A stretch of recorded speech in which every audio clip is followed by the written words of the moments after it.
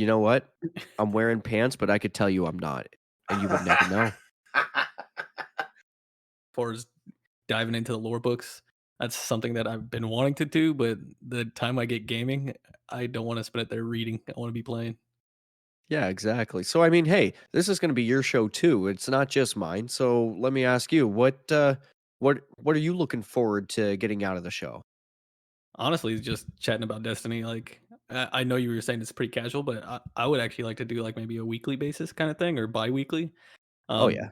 just because with the TWAB and this game always has something changing, so I'm totally down for that. Honestly, I just wanna chat about Destiny. I think it was a lot of fun. I was on, the Potato Thumbs a couple times, and then I was on GDC, and I just enjoyed it, man, to be honest, and I think it's fun to like, even though everybody's kinda talking about the same talking points, you hear the Yeah. difference in their viewpoints on stuff, you know what I mean? I mean, Mhm. look at Gator and Hazel, completely opposite viewpoints on so much stuff, you know? So I Yeah, just and I I think like I think it's that. fun to just chat with somebody about the game that we all love playing, and that's it, you know? Yeah, and I thought the contrast even just between, like, you and I in terms of, like, chemistry on a mic type thing, I was like, "Well, he's a Titan main, and he's on console, where I'm a Hunter main, and I'm on PC." So I'm like, "That's perfect." Like, 2 complete opposites that can speak to both worlds. I love it. Yeah. No, I think it's good to have that contrast.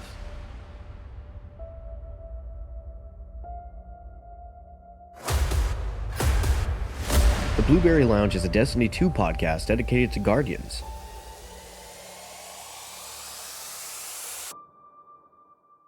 Finish them. The lounge stands out as a place to celebrate Guardians from all walks of life with a focus on players who may not be considered top tier, but love the game and want to focus on improving. We interview Guardians to find out more about them, discuss our relative interests from weapons to builds, the various activities, maps, strategies, and more. Looking forward to it, Guardian. The Blueberry Lounge. Yes! This is amazing. And we are back. We are back. We are back. Ladies and gentlemen, I first off owe you an apology. I know the last episode was May 22nd. It's quite some time ago. But you know what? Here we are. We're live once again. And may I say, I'm not alone. I got some company tonight. Not only company, we got a guest and a co host. You heard it, ladies. We have a brand new co host to the show that we're going to be introducing to you tonight. So, what can we expect tonight? Well, first, we're going to get into our co host, who we're going to be their story, and they're going to be telling us a little bit about themselves. Afterwards, we're going to transition to our guests, and we're going to do the same thing. And basically, afterwards, we're just going to nerd out about Destiny, talk about the latest hot topics, whatever seems to be coming up. Yeah, I think we're in for a good night tonight. So, ladies and gentlemen, without further ado, may I, with great pleasure, introduce to you Mr. Native Raider. How are you tonight, my good friend? I am fantastic and so happy to be part of the Blueberry Lounge as a co-host with you. I'm looking forward to talking all things Destiny and getting to some really good conversations on what we have in store for the future of this game and what's coming up next. I am looking forward to this.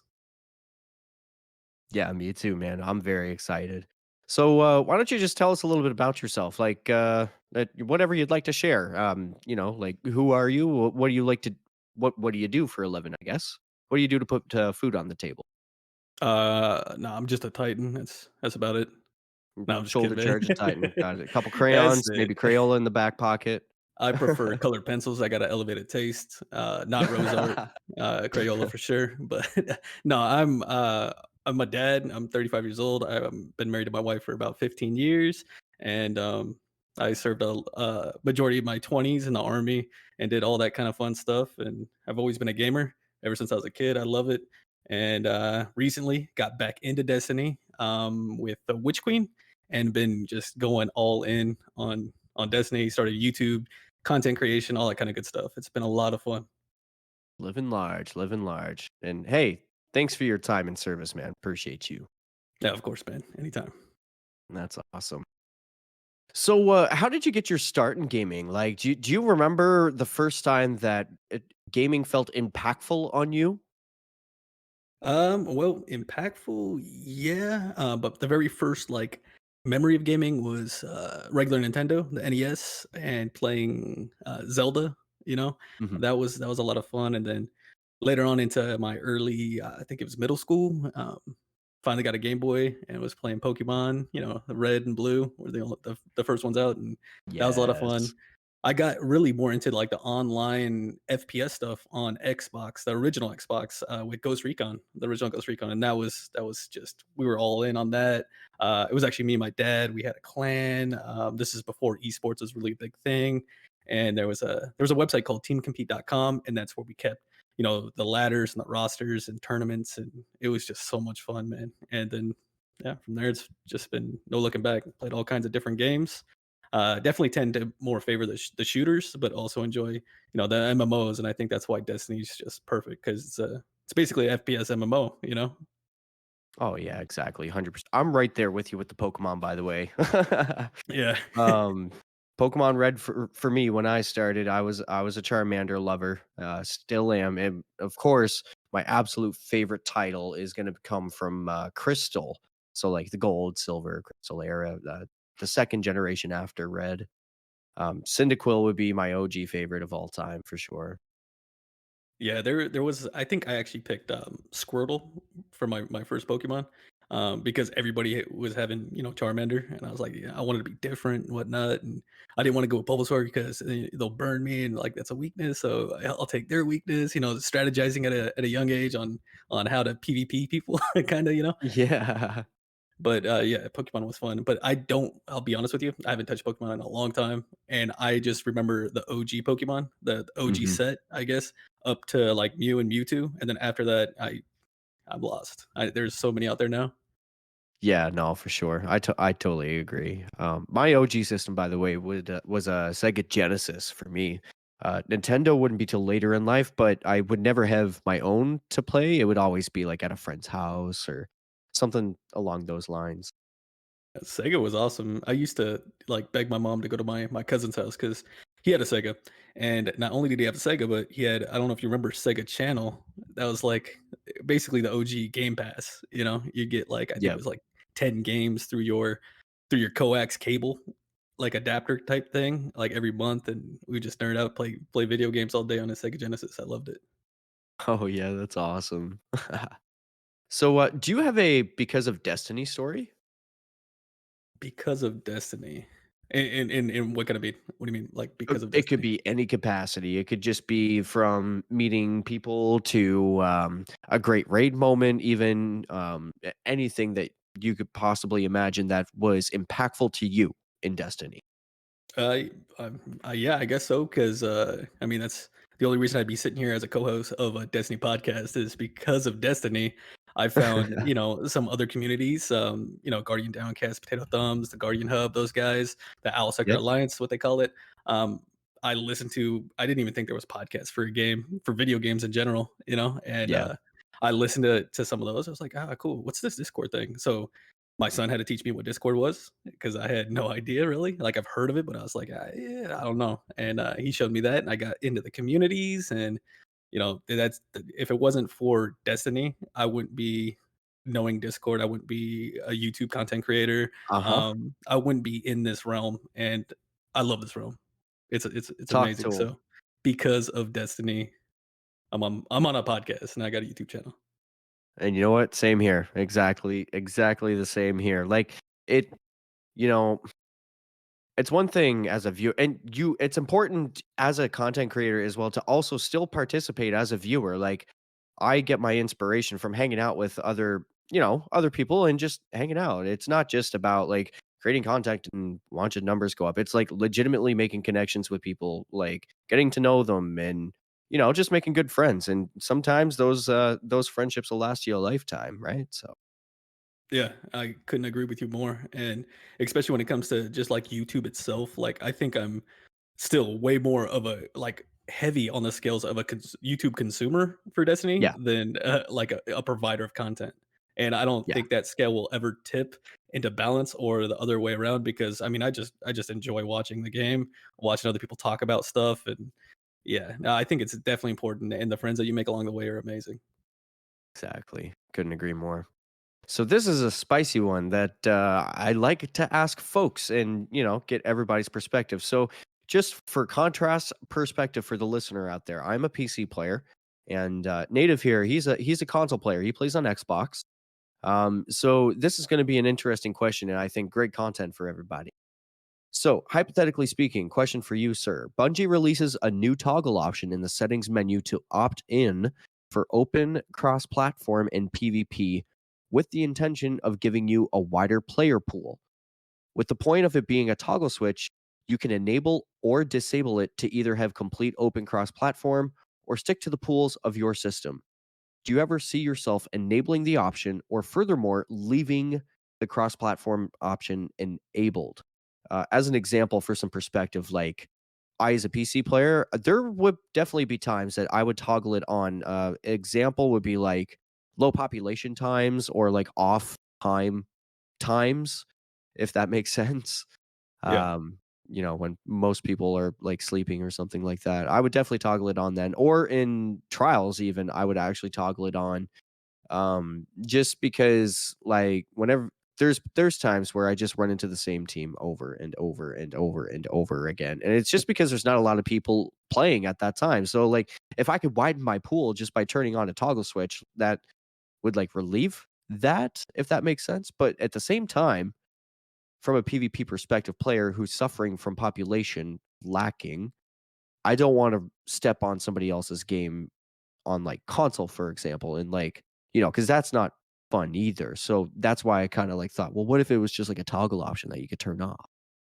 So what do you think about that? Would you consider toggling it on or perhaps even furthermore leaving it turned on? I think for the most part, I'd leave it turned on, just because I think it's, you always hear the back and forth. Like you have PC players sit there and complain, oh, console players got too much, bullet or not bullet bin, like a aim assist and stuff like that, and vice Mhm. versa. Oh, they're snappier because I got your mouse and keyboard. Uh, honestly, I'm down to have both. Like, the only way I'm gonna get better is going against snappier people than me, so I would prefer having it on majority of the time. And I say I, majority, like, there's an asterisk to that, like, almost all yeah. the time. I would probably shut it off because I tend to, get in and play and enjoy myself. This is kind of my wind down when if I'm not creating videos, I'm just chilling and playing. And I usually like to have a few drinks with me. So if I'm getting a little bit, on the buzz side, Oh yeah. it might be time to switch it off so I'm not, screwing the rest of the team basically. But I Yes, of majority of course. the Yeah. time I'd have it on because I think it's better to go against, a variety of competition and mechanics. I like. So next question for Raider here, and I think this is also going to be one of our signature questions for the guests as well, because I think it just generates really good conversation. Uh, all right, so this is a node to a friend of the show here, to Mr. Gator. I see you over in the Guardian Downcast, brother. All right, ready for this? Native Raider, what's with the gamer tag, brother? I knew it was gonna be one of two from Gator. It was either be bounties or the gamer tag. um, so it stems from two different things. So my nickname, since I was, for about probably 20 years now, was J Native. I'm Native American. My first name's James. J Native was kind of like my nickname. That was also my gamer tag for the longest time. And then I'm an avid, Raider fan, which it might get some slack for that, but that's cool. And on Twitter, I was Raider J, so I decided, like, once I was creating my new channel for YouTube, I was like, you know what, let me switch this up a bit, and let me put a little bit of me on both sides. So I took, Mhm. from J Native, I took Native, and then from Raider J, I took Raider, and just smashed them together. Decided to do numbers, which is probably irritating for people to type in when they're looking on YouTube. I didn't think about that till after, but that's the origin story for it. I love it. I love it, dude. Just a quick TLDR, I can answer the same question for anybody who may be new tuning in. So, yeah, my name is Sweaty Spooks. Sweaty is basically a term that derived originally from doing scrims. What we know now as scrims used to be originally called sweats. So I kind of thought of the term and I was like, well, obviously that would mean that like you're competitive of some sort. So yeah, I guess I'll go with sweaty, and then I need to pair that thing. What's my favorite thing in the whole world? That's literally what I asked myself, like a 5-year-old child, and I was like, Halloween. Okay, so what do I like that's Halloween? And I'm like, well, I like haunted mansion stuff. They're kind of spooky. And I was like, what about sweaty spooks? I was like, that sounds kind of cool. It's kind of unique. Let me search it. Nobody's ever used it before. OG name done. Putting a Z at the end. Thanks. That's the branding. Z at the end. I love that, man. It's so awesome. Thanks. Thank you. It's got a good ring to it too. Sweaty spooks. You know, you could see that in the kill feed, just destroying people. Now I gotta bring this up because it's interesting content. So at one point early in when I started streaming, I was going balls to the wall and streaming way too much, way too long, playing games that I didn't like playing, just so I could push numbers and stuff like that. But anyways, at one point somebody jumped into my chat and they were like, "Oh, well, you understand that your name is quite controversial," and I was like, "What?"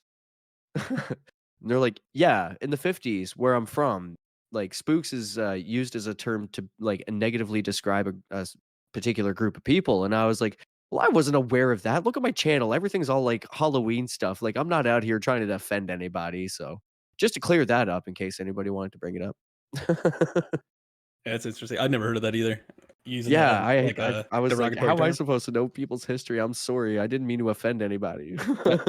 One of the first things that, like, if you remove the Z and it was just like a spook or spooks, I'm thinking of spies. Like that's what they used to call the spies, CIA and stuff like that. A Yeah, spook. That's yeah, the first thing that comes to my mind. exactly. So I just thought it was funny. Anyways, I thought I'd just bring it up. No, it's a good disclaimer just in case of those that are not aware. Oh, just in case. Yeah, exactly. Got to cover my tail just in case. Now, Yep. moving on to the last question here for Raider, and then we're going to pull our guest in. I'm going to call this one the Wheel of Misfortune. What's the Wheel of Misfortune question? Well, every item on the wheel is a single item stored within your vault, but restricted to weapons. Once we spin the wheel, whichever weapon it lands on gets instantly deleted from your vault. Which are you wanting to protect the most? You can only save one. Mm. What a question, man. Right? um, so it's not going to be no exotics. So you can just get those back out. Not no crafted, even though there's some crafted weapons that I have a ton of kills on, and I would hate to see it go back to zero. I can just recraft Yeah. them. So this would be a random roll one. Um, I think it's gonna be my Peace Bond actually. My sidearm, the Very. Stasis sidearm Peace Bond from Iron Banner. That one, it's not the most greatest roll, but for some reason it just feels great to me in PvP. Um, but it's a rangefinder headstone roll, Ooh. and I just love it. I don't know what it is about it, but I like pairing that up with like Cloud Strike and having fun in the Yeah. Crucible. But yeah, it would be Peace Bond for sure. Do you like High Albedo from Europa? Yeah, it's not bad. It's not bad. I enjoy the Peace Bomb better though. Cool. I thought I'd What just ask. Cool. what I about you don't out of know anything curiosity? about sidearms. Since we're also getting to know you as well, myself, No, for sure. what would be yours on the will of misfortune? Okay, so I have a couple of different answers here. If we're strictly speaking from this season and this season alone, I mean, Fluffy Fingers MD, my brother out there, you already know what the answer is, dude. It's going to be Rose. We got Hammerforge rifling, accurized round, slide shot, and explosive payload with a smooth grip. Handling masterwork. This thing, I'm literally, let's see, 44 kills away from it hitting 1,000 Crucible opponents defeated. I love this gun. Wow, that's an interesting role with the explosive payload. Yeah, people just get flinched and like paired with movement, good movement that is, and close enough cover. If I can be smart about it, I can usually win. Not all the time, but most of the time. That's But awesome. anyways, if it wasn't a gun from this season, or if it wasn't Rose, oh, that's a tough one. I think it's gonna have to go to a legacy weapon that I'm not actively using right now, but it does have my highest opponents Crucible opponents defeated, sorry. That's gonna go to the very first Trials weapon, Adept weapon that I ever got. from the lighthouse being igneous hammer. We get a range masterwork. It's got hammer forge, flared magwell, quick draw, rampage, and it's got 2,444 opponents defeated on it right now. Look at you So speaking like a true hunter. Hand cannon and yeah, hand cannon, huh? that was the 120 meta. What can I say? But that was also the meta that like got me into enjoying PvP and like actually got me rooted into it and not just like scared of it anymore. Like where I would start attempting trials and beating my face against it and just losing and being like, oh, whatever. Like, let's just keep going. I'm just gonna have fun with it and eventually go flawless. Like that was really the beginning of PvP for me in its entirety. So I think that particular gun, for the nostalgia and just the memories and everything else behind it, I gotta keep it. Not to mention, we're gonna pair that on a Titan with the what is it? Burning Steps, Path of the Burning Steps. Is that what it's called? Yeah, for Yeah. that buff. Yeah, Path of the Burning Steps. We're gonna turn that puppy into a 2-tap. Watch out. That's awesome. That is Oh, awesome. dude. Speaking of trials, you and was it you and Fluffy had a team that Me, went trials Fluffy, recently? and Marky Merc. Shout out Potato Thumbs podcast, also a part of the Owl Sector Alliance. We were just chilling, dude, and we happened to go flawless. Like we got to the late end of the card. We were like, oh, this might actually happen. I guess we should just like, not that we weren't trying, but like maybe just focus up a little bit more. And we made it. So That's awesome. That is awesome. It's nice when it comes yeah, natural to you guys like that. yeah, 100% for sure. All right. So, listeners, we're going to wrap up with the interview portion of getting to know Raider, welcoming him to the podcast as a co host. And what we're going to do now is welcome our guest.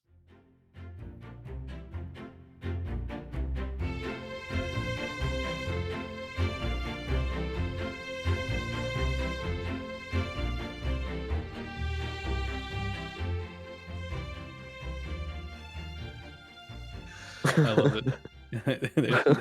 There's another outtake. Yeah, exactly. Oh, another thing, too. We always try to find the name of the episode in the episode. So, something funny happens. We always look for a name within the episode. So, keep that in mind as we go through A squirrel with mismatched socks. it. Who lost his nuts? Who's Yeah, exactly. looking for his lost nuts? Can't keep his socks. Turns out can't keep his nuts.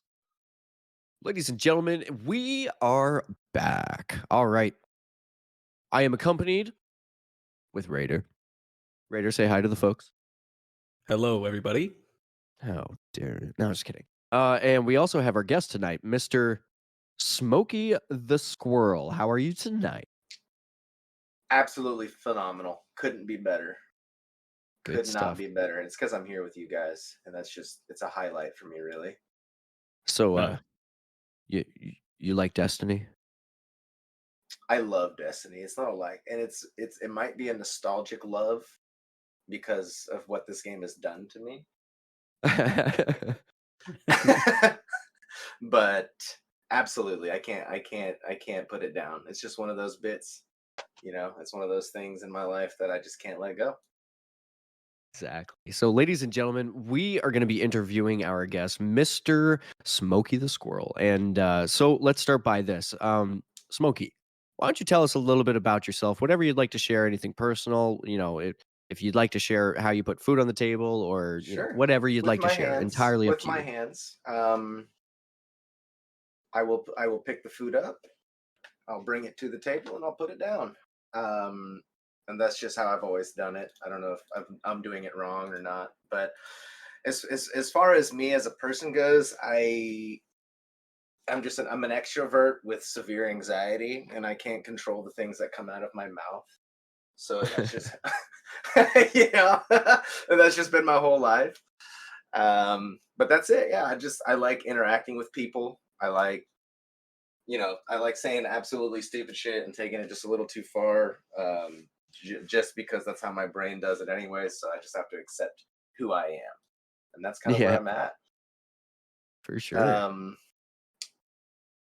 I've been playing Destiny since D1 day one. I was there when the Vault of Glass opened for the first time. It took us 6 hours just to open the door because we couldn't figure it out and all that fun stuff.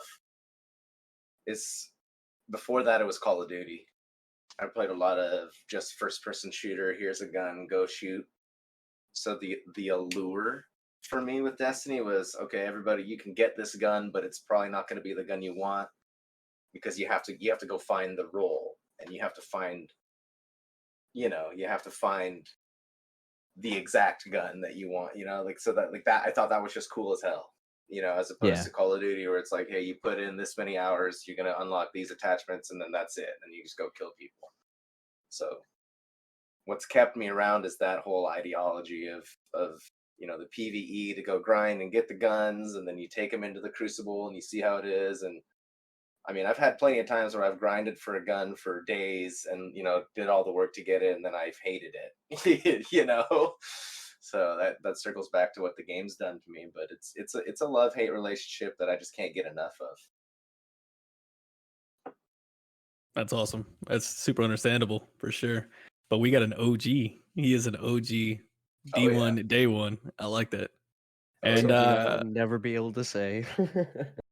so I think you kind of maybe summed it up, but let's get a little more detail on that. So what is it about Disney that you like that the other FPS games like don't offer? Just well, so before Call of Duty, like when I was on the OG Xbox, with the giant controllers that that did barely fit in your hand, I play a lot of Halo. I do a lot of Halo exploring, and it was like this. We're like in the story missions and stuff, like just running around and exploring, and like when it wasn't even connected to the internet. You know what I mean? And then Halo 2 came out, and I liked the gunplay, and I liked playing PvP in that. And then with the ties to Bungie and everything, like it felt familiar, but it was just a bigger world that I could kind of explore. And if I was playing bad in the Crucible, I could just go farm materials. Like in Destiny 1, I don't know if you like, the planet materials and stuff, you couldn't just buy those or anything. And like there was specific chest loop runs you'd have to farm and run around a map for hours trying to get the materials and stuff like that. But I thought that was cool as hell too. Like the PvE aspect on top of the Crucible gameplay, that's what's kept me around. Like I could just pop into a raid, find a raid group, do that, do some strikes, do some, whatever. It was just it's a full package deal for me is the main thing. Like I could chill, I could play as hardcore as I want, I could try to get my aim better, or I could just hop around and kill kill ads and just do simple stuff like that. Like that's the main thing. And I'm a theory crafter, and like, so I'll have my dim pulled up and I'll like, oh, I wonder if this works, or I need this, I need to, but I don't really want to get into the negative side of why I need a third party app to control all of my all my inventory and everything. But Well, that's going away soon enough, hopefully. yeah, I know. God, man, I hope, I have my fingers crossed that I won't have to have a second tab pulled up, for my inventory management and stuff. Hopefully they do it right. Yeah, Hopefully we're they do it right. we're definitely in for some big changes. We'll see how this go. So let's see here. I hope Gator doesn't kill me for this, but you know what? I'm gonna stick with it for now. So you know what? We're gonna do it, Mr. Gator style. I'm giving respect to the OG. Let's do it. Smokey the Squirrel. What's with the gamer tag? Well, I'm just a squirrel looking for a nut, and that's just like, so. I'm a neurodivergent with like ADHD, so I'm like the squirrel is my spirit animal. I hate the way the word squirrel is spelled because it doesn't make any sense. So that's why I spell it the way I do. I feel like it's SKWERL is a better way to spell squirrel. Webster Dictionary has not replied to any of my emails. I don't think they're going to be changing it anytime soon. So I will just have an incorrectly spelled name. But yeah, I have a giant squirrel tattooed on my arm, and it's like a full sleeve, and it comes up, and he's hanging out under a tree. If you look at my icon, like my squirrel with a top hat and a monocle, and he's holding an acorn, and the acorn top's ripped open, and there's a diamond sitting inside. So Oh, nice.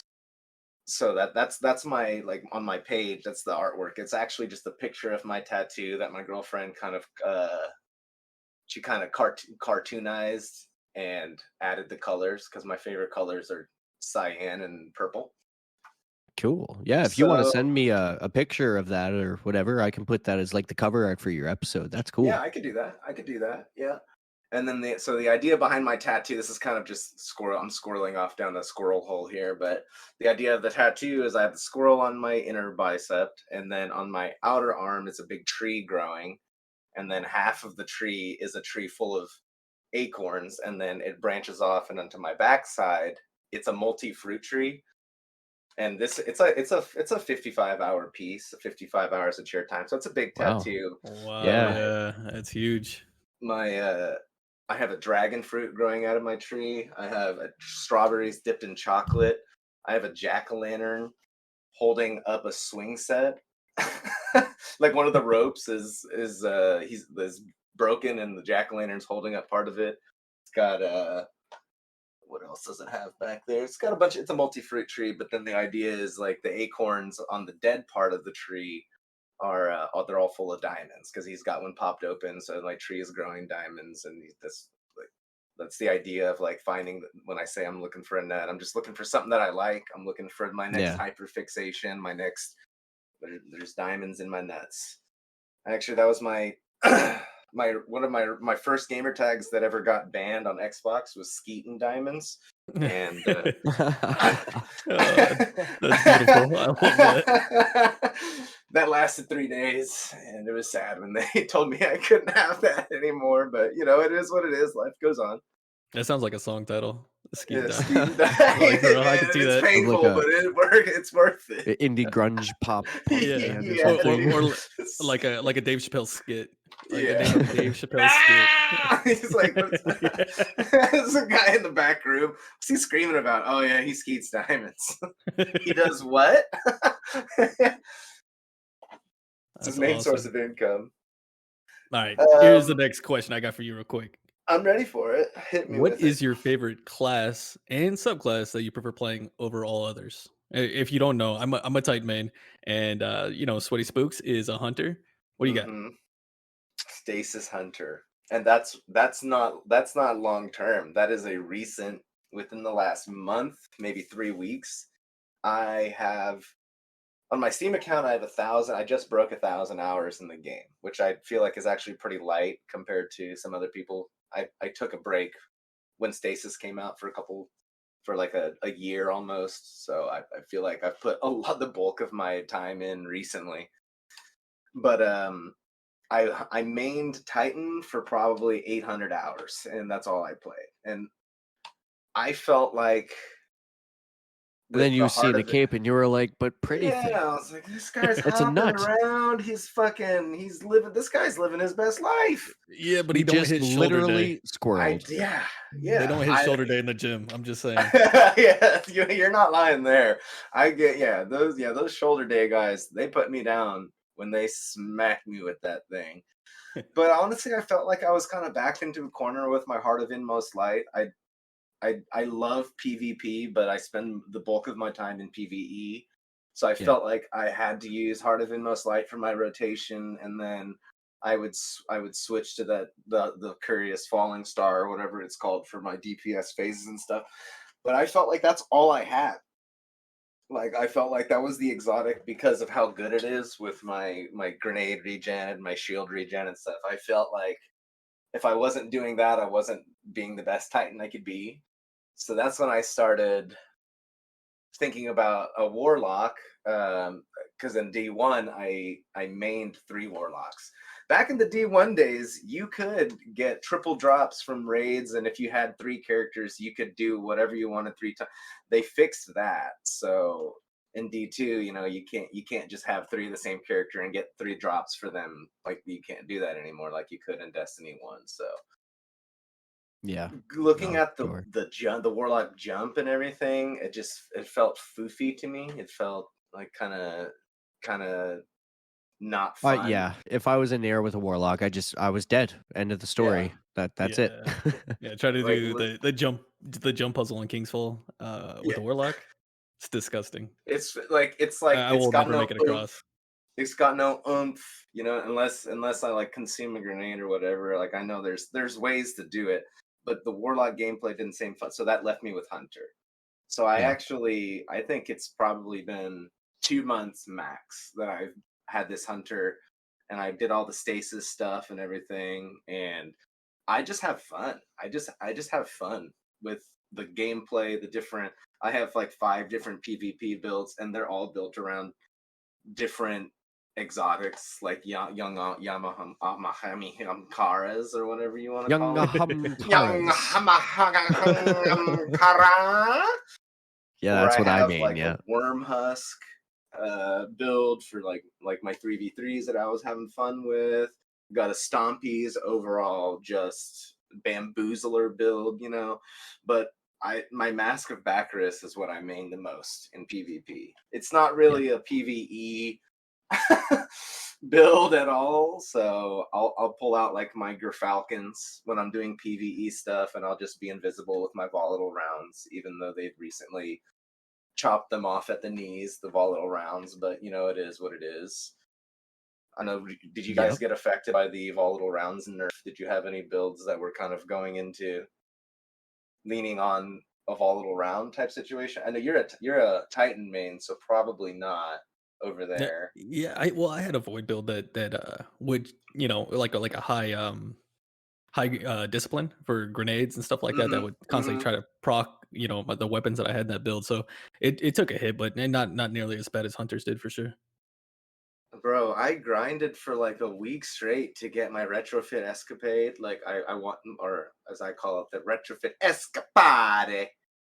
I I spent so much time crafting it and grinding it to level it up, and then I got it. We did a GM with it, and it absolutely melted. Like it was amazing. I was like, this is everything I hoped and dreamed for. With all this grinding paid off. And then the next day, Aztecross did a stream, and his stream title was "R.I.P. Volatile Rounds." I was like, "You're kidding me, dude! I just spent so much time getting this retrofit for boss damage and ad clear, and it's good. It feels so good." And then the very next day, they broke the news that it was just a bug. I was like, "Well, you should have just left it. There's bugs in this game you guys have left for years. What? Why don't you go fix something else?" But No, it is what it is. That's just the keep story it of around. Destiny. Keep it around Yeah, because machine yeah. guns, heavy grenade launchers are getting buffs I come like fall. know. So keep it around, man. It's It might be worth taking out soon enough. Just to bring it it's back around to the volatile round question in relation to hunters, um, I had quite the experience actually when it came to that. So, quick timeline just before word really broke out about that. Let's go back to the AE nerfs to the Stompies and all that graph that came out. That time. mhm, Um, so at that time, I was a Stompy main. Let's see, I've mained all of them. I started on Warlock, on Forsaken, then Shadowkeep. I would do Titan, and then on Beyond Light, I discovered Revenant Hunter, which introduced me to Hunter, and I would main it from there. So of course, Witch Queen. The story goes on. The main exotic armor piece that I was running was Stompies, just simply because of the movement. That's all, nothing more. mhm. But obviously, with the AE, I wasn't able to do the same movement that I was used to, and the sliding shotgun nerfs and everything like that. So whenever they announced that, I was like, okay, well, time to get off of that and find something else because there's going to be a new season coming soon, and I want to be prepared. And good thing I did because I, at that point, had discovered something that everybody would lose their minds about in a couple months. Omnioculisk. I discovered that very early, very, very early. And I was using it in trials. The damage resistance, it was before it got nerfed. Mhm. It and I've almost felt like the next trials weekend after I was using it, everybody was using it. I was like, yep. Yeah, It was yep. rampant. It was rampant when the light bulb clicked on and everybody was like, "Oh, Yeah, I'm just gonna make you invisible, and you can just go. You can just go get. You can take a couple extra ones to the face while you clean up your mess over there. And yeah, dude, it was really good. Now, once the that nerf would come in for Omni, I would try volatile rounds on the Falcons, and I found a certain synergy that was really cool on the Hunter interaction between really just volatile rounds and Falcons. I was using Velis X, the pulse rifle, which as a hand cannon main, take note. All I really did was lane with it. Like usually if I'm holding a hand cannon, I'm looking to push, but in this case, I was just looking to hold down lanes and just be support for my teammates, be invis, and the volatile rounds would eventually spread, and then there would be a big explosion, and they would all die. And I was Mhm. like, dude, this is actually so strong if I just play super passively, but tear on the side of the face, take a drink, everybody. It plays into passive play. Yeah, you Um, have to. Yeah, you're big chilling. You're big chilling with something like that. I put out that was one of my first YouTube videos was the interaction there. I put one out interaction on Hunter and Warlock. I never did get around Titan just because like it was more work than it was worth on Titan. So I was just like, nah, I'll just move on. And then I got my Rose drop, and I was like super inspired. So I did that video, and hey, that's my golden ticket today. That's my best video so far. So hopefully I can do another weapon review at some point. But Yeah, anyway, all so your yeah. stuff last. I watched all your stuff last night. It's all pretty good, Appreciate you, and you man. Thank you. sound good too, and you sound like you look good when you were talking. You sound Appreciate you. you sound like a fucking like a man. You know what I mean? All of He's your got all of your stuff. he's got a really good radio voice, no doubt about it for sure. Yeah. Circling back real quick on Let's that see. on the Omni You're gonna circle Oculus. back a lot with me. So Yeah. yeah, Omni Omni. Oculus. Because this drove me crazy. Did you guys crutch on the Omni Oculus Lord of Wolves combo? Yes, I did. Yeah, Well, I it's a combination. hated that so Now, much. I put down the Lord of Walls because it stopped doing the job when I found Titans were getting their void over shields. That little bit made if they were able to predict and they were good with their map awareness, it made it really hard to do that one burst. So what I started doing instead was one of two things. Either I would take a heritage because I had discovered that the newly discovered range that's with heritage. I had known about that for a long time because I had a role that was snapshots and recombination, and it was a range masterwork at 98 range. It was practically a legendary chaperone. Um, so like I was already using that. Now, if that wasn't doing the trick because of a barricade or something like that, I couldn't hit my precision shot. I'm so sorry, Raider. You're gonna hate me. Wither Horde. Of course. Wither Horde. And see, I would be the hunter that if you were standing on cap point, OBJ, you and I, it's 1v1, time's running out, and you just capped point with a Titan bubble. I'm just gonna push you inside of your bubble, and if you, first gonna wait to see if you push out, and if you push out, the second I see a toe, I'm direct hitting you with that Wither Horde. But if that doesn't work, I'm sliding downward so you miss your headshot and direct hitting you. Either way, it's a direct hit with the Wither Horde, and it's just a matter of time till that bubble go. It hurts my heart, man. It really does. But I wouldn't fall for it. I'm just saying, I wouldn't fall for it. Yeah, You know, like I wouldn't It fall wouldn't for fall. that. It wouldn't be me. Nah. It wouldn't be. No, it would. I'm gonna no, use it my would thruster be. and go to the right and just spray you with my Teraba. Too easy. The amount of times I stand between a Titan and their barricade and just sit there with a shotgun, and then they try to push me from out, push on the other side of the. I'm like, why? I could just boom, you're done. Why?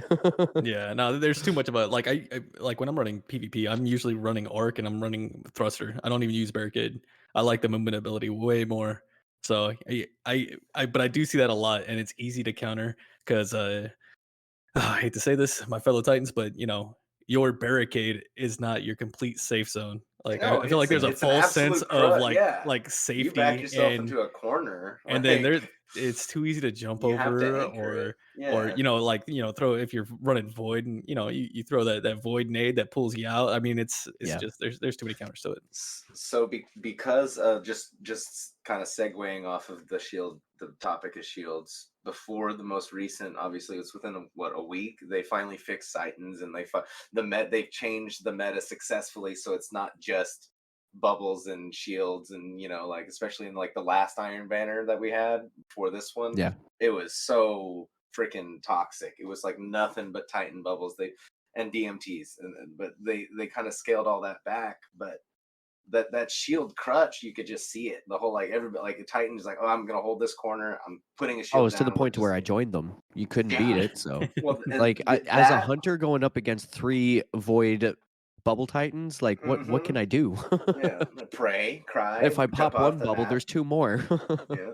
So that whole meta is actually what pushed me towards Stasis Hunter, because I was like, well, it's Yeah. a direct counter. They're getting Yeah. these overshields. They need to tuck on the shield. That's like I talked shit on Stasis for the longest time. Like I even stopped playing when it came out and everything because of all the grinding they made you do just to get the fragments and aspects unlocked. Like it kind of pissed me Yeah. off because like so you're telling me I could go to Ikora and I could spend 10K and buy a fragment for Solar, Void, Arc, whatever. Or I could do a 5-part quest including Nightfall, check, things that I have to do in a Nightfall and playing Gambit and stuff for one aspect and fragment. I was like, there's such a disconnect between the two. And I kind of get why they did it because it's the new thing, it's the darkness or whatever, you have to earn it.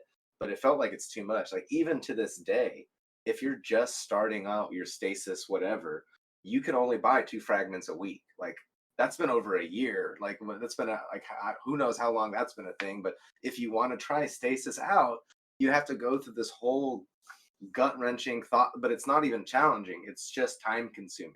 It's like they join team, waste their time, even harder just for state, and that's why you don't see it as much. So I like niche things. I like things that are a little different. Like you have to use them a specific way in order to get it to proc type stuff, or like that's my mentality. I don't want the gimme. I want to have a certain rotation that I do that works only because I do it a specific way. That's where I find enjoyment in some of my PvP play. So it's like Stasis was the way to go, but going through that whole Stasis process was kind of, it's just a pain in the butt. I mean, it's not, it wasn't even fun. It was just, I had to do it. I had to do all this in order to get it. I just think that's absolutely silly that you, to this day, you if you're just starting out with Stasis, you get 2 fragment unlocks a week through a long quest that you have to do per fragment, or spend 10K Glimmer for any other. Like, it's just, there's no balance there. I agree 100%. Matter of fact, I think I still have a fragment that I haven't unlocked because I just don't want to do it. I don't really care too much. I haven't done the Titan Titans. one because I don't want to do it. Yeah. I literally just don't want to do it. The Titan stasis melee drives me insane, and I can't stand it. I can't get it down, and I refuse to actually work on it, which I need to do eventually because of all my Titan build videos, you see everything but stasis. So I know I need to dive into it, especially with Lightfall coming. Maybe it's a counter to Strand or something like that. We'll see. I hope so.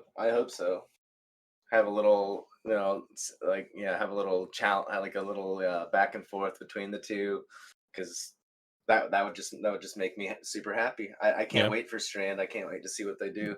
I don't They're both like that the CC Titans, types. Exactly. I don't like that if I am understanding this correctly, the Titan. The Strand Titan super is going to be a roaming super of some sort or something like that. Do you guys know anything about that? Yeah, so it's everybody's calling it Claws. I'm not sure what the official name. Oh, it's Berserker. I think it's called Berserker. Is the official name for it. Call it Pokemans. Yeah, and he just kind of pulls out a couple, half claw. Like if you look at a crab and you just rip off, the small part, it looks like that. So, and it looks like you can strike with it and you can spin with it. You can spin with it. Your guys' though, the Hunter one actually looks pretty legit. It looks nuts. I'm liking that I one. think I screamed when I saw the reveal. I was like, oh, let's go! However, I think the Warlock one's going to be super OP from just the teaser videos. The Warlocks are about to be OP. Yeah. And that's why I've been staring. I have a Warlock. I'm joking. No, you ain't lying. You ain't lying. All right, I'm going to reel this back in because I have another question here for you, Squirrel. So I have another answer. Bungie releases a new toggle option in the settings menu, hypothetically, to opt in for open cross-platform and PvP with the intention of giving you a wider player pool. With the point of it being a toggle switch, you can enable or disable it to either have a complete open cross-platform or stick to the pools within your system. Do you ever see yourself enabling that option, or furthermore, leaving it enabled. I think it's hilarious that I don't have that option right now. Because console players, and this might have changed. This is information that I got a while ago, and I've learned it, and I didn't want to further my knowledge because I'm lazy. As far as I'm concerned, console players currently can choose to not play with PC people. Is that correct? Like they can choose to only play against other console people, or so basically that switch that you're talking about. As far as I'm concerned, I don't have a console. I haven't played consoles in years. I have an Xbox that used to be a Netflix machine, and then I got a smart TV, so I don't use my Xbox at all anymore. But I was told that consoles can currently choose to not play against PC people if they want, or they could play with everybody. Do you know if that's true? Yeah, so like it's if you're going into like trials or something like that, and Mm-hmm. it's all console on your team, it's going to Mm-hmm. be an all console pool. Yeah. However, being Fluffy did this in a in the flawless pool, and he's PC, so he was playing on his PC at the time, and that's going to be a hybrid of the two. There is a setting that you can do on Xbox to sit there and shut off crossplay. You have to actually go into your Xbox and go into the settings and Mm-hmm. change all But you that. can do it. Yeah, you can do it. Yeah, not And within the PC game people. itself, Oh, like as it's an through the accessibility okay. option, through the Okay. actual Xbox settings Understood. itself. Yeah. Understood. Yeah. We Now, don't I would to answer the question, I think this is what you're asking me if I want to play with more people. I actually Well, the don't. option to, shall I say, enlarge your player pool that you're playing Mhm. against. Mhm. I don't. I don't want to do that. And no, this is no hate to consoles. This is like I'm not an elitist with my PC, but Mm. I see more connection issues playing against console people. So it's almost like it's an uphill battle when I'm playing a stack of consoles because controllers get way too much aim assist, and I get it. They in order to compete, the controllers need that little aim assist or whatever. Like Call of Duty does it. All these other AAA titles that are doing full open pools between consoles and PCs, they do it. The controller needs some semblance of aim assist because at a higher level you're just going to get outgunned and you're going to hate it and you're not going to want to play the game. The console people are not going to want to play the game because you hear them complaining about goddamn keyboard and mouse fucking it is a superior input in my but so the console has built-in Wi-Fi, and I'd say a large amount of the player base somehow finds the farthest spot in their house from the router, and then they set their Xbox up there, and then they put game and then and then they game off of Wi-Fi. So they have a spotty internet connection pairing it with aim assist. So now this guy's skipping around and locks onto my head, and I don't even know when he's shooting at him half the time because it's just not a good connection. So that's I just laugh at my that, Squirrel, because that was me for the longest time. Like yeah, playing like off dude, Wi-Fi, and then although I will say, once I did put that Cat 6 into the back of the Xbox, it was game over. It was so nice and so smooth. yeah. Yeah, but like, so when I see a bunch of console players, it's like, man, we're all rooting for them. God bless them, but they're not going to have good internet connections because they think, oh, it's got built-in Wi-Fi. I don't got to run a cable. I would never do that. When I was in college and everything, and there was four of us living in a house, I would snake. At one point, I had an Ethernet cable going out the downstairs living room, stapled to the house and around the corner and into my window so that I wasn't gaming on Wi-Fi. Like I would literally snake, or there was one time my buddy was a plumber, so I borrowed one of his snaking tools and I snaked an Ethernet cable through some vents, and it took me like days to get the route right, but then I finally was able to get the Ethernet cable snaked to the house because the guys living with me, they weren't all gamers and they didn't want for whatever reason they didn't want an Ethernet cable laying on the ground, snaking through the whole house, causing trip hazards and stuff like that, just so I could game better.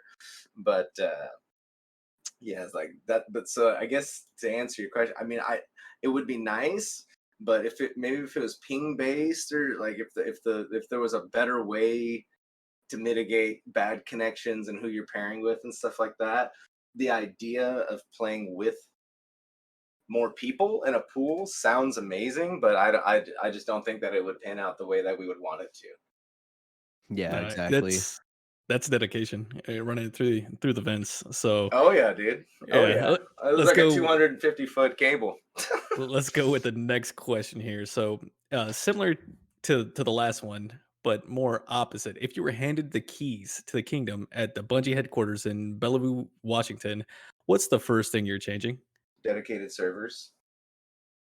Good answer. I like that. That was rapid fire. We should I make that a know. contest. Get a timer. That was good. Dedicated servers. How are we supposed to do peer-to-peer connections? And they're reworking all this SBM stuff, because they recently implemented a quote unquote new and improved system and stuff like that. And it's like, no matter what you guys do, this peer-to-peer connection stuff is just, it ain't it. So, and I know it's expensive, but let's not pretend that you guys aren't selling the Witch Queen for $100 on console still a year after release. You know what I mean? Like, I can go to CD keys on PC, but for any console players, you got to pay full price for all this content and everything. And then when you want to play in the Crucible, which I feel like this game for me, the reason I play so much PvE is so I can segue and get the guns that I've grinded for in PvE and play them in the Crucible. I think that's what I love the most about this game. Finding the best stuff, grinding those legendary lost sectors for the exotic armor drop that's gonna push my stats to where what I want, so that I could do this PvP build. Like, I really don't care that much about min-maxing and everything on a PvE build. Like, I can get through a raid with PvP armor and mods that help me. You know what I mean? Like, I can hobble my way through with 5 other dudes. But when I'm in PvP, I need everything to be maxed. I need everything to be where I want. I want my 100s. I want I want the gun with this roll on it. And I found like my Kilos SMG I'm using. It took me so long to get 5 red boxes so that I can. And crafting has been such a godsend to this game, but that's yeah. After I got everything's a said and done, we need better connections. I got a quick follow up to that question for both of you guys. So Mhm. had they go like say that they take Squirrel's advice and go dedicated servers. They cut expansions and seasons in half in price, but charge a monthly subscription service of $15 a month. Would you guys still play the game? Nope. Because No. monthly. My one-time purchase a year banger is how I play this game. If they could move to monthly, I can no longer play it, unfortunately. Yeah. That's just Or if it life. was, That's why so I like, can't play World of Warcraft. That's why Yeah, I don't. exactly. That's why I had to Yeah. let my Xbox like Ultimate Pass renewal fail that I can't play 007 GoldenEye on now that I'm sad about because I can't even buy it. Yeah. They didn't change nothing about that, by the way. I downloaded that as soon as I heard it was out, and it's still the old school GoldenEye. I was hoping they just add like you keep everything the same, just add an online multiplayer would be fun. It's only split screen. Like, speaking of the servers, I'm just chilling here in the tower. I'm just kind of like, while we're talking, like, I'm not playing. I'm kind of just in the game. I just got fucking disconnected. I literally got kicked back to like this. I don't know what server issues they're currently having in the game, but I think that's the main. I've noticed issue with contacting the Destiny game. 2 servers every single time that I log in. Like it usually does that for like 10 minutes until like the connection's secured with Bungie, and then it's good. But gentlemen, for a low price of $14.99 a month, we could resolve these issues.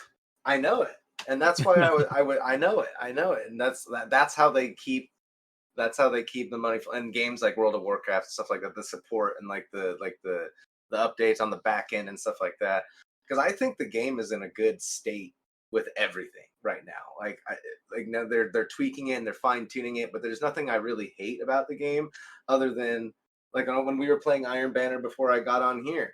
The main complaint was that guy was running into a wall full force with his face pressed against the wall, and then he killed me because I didn't know where the hell he was, and neither did the game. You know what I mean? Like, no, we're so it's like connection issue based complaints is the number one thing that comes out of my mouth. So if they were going to guarantee me that this subscription service that you're paying for is going towards maintaining and adding connection based improvements to the game, then I probably would. But knowing the fact that it's Bungie, that money is just going to be like Eververse money. It's going up in the air and disappearing into nothingness. Because you know what I mean? Like they love their Eververse. They love me buying silver so I can make my guns look cool or whatever. Where's that money going? You know, on the topic of connection issues, it's kind of interesting that that we're on the topic just in general because, like, you know, I've been streaming as a hobby for a little while now. I'd probably say like 2 years. And just recently, well, I started experimenting a little bit with YouTube. So that's Raiders. You know, that's his bread and butter, what he knows. Right? So the first time that I did it, it wasn't even that I was like trying to make a YouTube video or I'm trying to get noticed or anything like that. I literally just noticed I got a weasel error, but it didn't behave the way it normally does. And the easiest way for me to share that information was literally just record it, post it on YouTube, get the link, put it in the Bungie help forums, so that way they could see for themselves what was going on. That video blew up. It was just literally Destiny 2 Weasel. And because it was such a prevalent issue, I was like, why is this blowing up? A friend of mine from the clan, shout out to Moira, he was like, well, it's topical content. And I just didn't understand because like I hadn't done any research or anything. I had no intentions of like having a YouTube channel to draw attention to or anything. I was just being me, right? Trying to present information in a easy to understand way, and just the way I formatted it, and because it was topical content related to what was going on, people were watching it, and I was like, holy shit. Like that was the first time I was just kind of like, wow, that video would be the first video to hit 1,000. It was like my first Destiny 2 related video ever. So I was like, awesome. Yeah, that's awesome. Let's go. because Your thumbnail was everybody nice was too. weaseling. Everybody your was I was thumbnail. weaseling. floored. Your thumbnail was legit with the actual weasel on Yeah. the thumbnail. I loved it, bro. Dude, that's I loved hilarious. And I was like, Oh, yo, dude, okay, it's I wasn't even trying there. Like, I kind of wonder what would happen if I just like maybe put a little bit of effort in. And you know, I just been kind of experimenting with it from there. Yeah, so Can that's you just link kind of me? funny story Can from you, the connection issue. Sorry. can you link me to the YouTube content, or do you stream live Yeah. on YouTube? Well, I know you do Okay, spooks. so I know you do spooks, but I want to find. oh, For Raider. me, no, Yeah, Raider. I've yet to do some live streaming. I think we're gonna have that coming up in a couple weeks with a possible Okay. event I'm gonna be doing. So, no streams yet. Just videos, mostly Titan based builds and stuff like that. Okay, I want to make sure that I'm in there. I'm in there like swimwear and involved with what you got, the content you're putting out. I appreciate it, man. Hey, let me ask you a question, Raider. Where did that name come from? Well, that's actually already explained in this episode, but I'll give you a quick rundown. So, my nickname was J Native, and that was my gamer tag also for a long while. And then I'm a Raider fan, and my Twitter handle was Raider J. First name's you see the J on both ends. First name's James. So I piled them together when I started content creation on YouTube. So that's where you get Native Raider. Native Raider. I was born in Santa Barbara, California, and I grew up in like Oxnard, California area. But my brother, absolutely a huge Raiders fan. I was a Raiders fan when Jerry Rice was there, but that's that. But other than that, I haven't really followed the Raiders much. But that's fucking awesome. Yeah, we're in a rough spot right now, so I no need to was gonna bring that up. That's why I brought up Jerry Rice and everything. Let's look the golden Go back days. to The glory days. For sure. yeah, I wasn't gonna even say anything. Oh, that's cool. Yeah, Santa Barbara. That's actually I'm like a part of the thing. Native. I'm Native American. My tribe is Chumash, which I'm sure you might be familiar with. Yeah. Yeah, That's actually that's my tribe. Hell And I grew up in yeah, San Fernando, in the Valley of LA. the San Fernando Valley, baby. Yes, sir. I was Oxnard, Camarillo area. Is where Awesome. I spent most of my time there before I moved out to where I am now. I miss it. I do miss it. And then when I popped into here, what you guys were talking about was some Canadian weather. Yeah, that's me, bruv. Is that where we're at? You out there putting maple syrup in the snow and stuff? That kind of Canadian or what? Oh god. What a stereotype. No, that's just hey. Okay, all right. I've been That's the gaming with squirrel this looking dude. for In the my big maple. with my That's a power squirrel looking for the extension maple. cable. The maple nuts, baby. The maple. Give me the maple nuts. He is familiar with the trees. Oh yeah, yeah. You could as a squirrel, you could consider me a tree guy. I'm a tree I guy. think that's the title, the Maple Nuts. Yeah, There we go. there it Hell is, yeah. dude. There it is. All right, where are we at? Let's keep it pushing, players. Let's see here. You sent me a schematic of. Actually, I've been trying to read this. God, I'm so squirrely today. I have my moments when my brain is kind of like on a smoother pace, and then some days I wake up and I'm just go mode. I'm going everywhere. I'm trying to do 30 things at once, and I don't get a single thing done type stuff. So so where are we at on the? Yep. So just to bring us back, basically, I think Raider might have a question left. I think I got through all of mine. Oh no, I got one left. Sorry. So yeah, one each. Sounds good. All right, cool. So I'll start with this one. This is a fun one. I asked this to Raider in his portion of the interview, so now I'm going to ask you. So, Wheel of Misfortune. Every item on the wheel is a single item stored within your vault, but restricted to weapon. Once we spin the wheel, whichever weapon it lands on gets instantly deleted from your vault. Which Oh. are you wanting to protect the most? You can only save one. Oh my goodness, my syncopation probably. Silly enough. Tell us about it, man. Break it down for us. Well, I'm trying to put 1,000 bodies on it. I'm at 9. It's a level 101. It's currently has 930 kills on it. I'd have to go craft another one, but it's the thing I've used the most and crutched on when I'm doing 6v6s and stuff like that. It's the most fun gun I have too, in my opinion, because of the pulse rifle meta we're in. It's currently rolled with Zen Moment and Headstone, which is in a counterbalance stock. The reason I have it set up like that is because with my stasis build and my my ability to stand next to crystals and take less damage with resist, if I get that pick, even in 3v3s,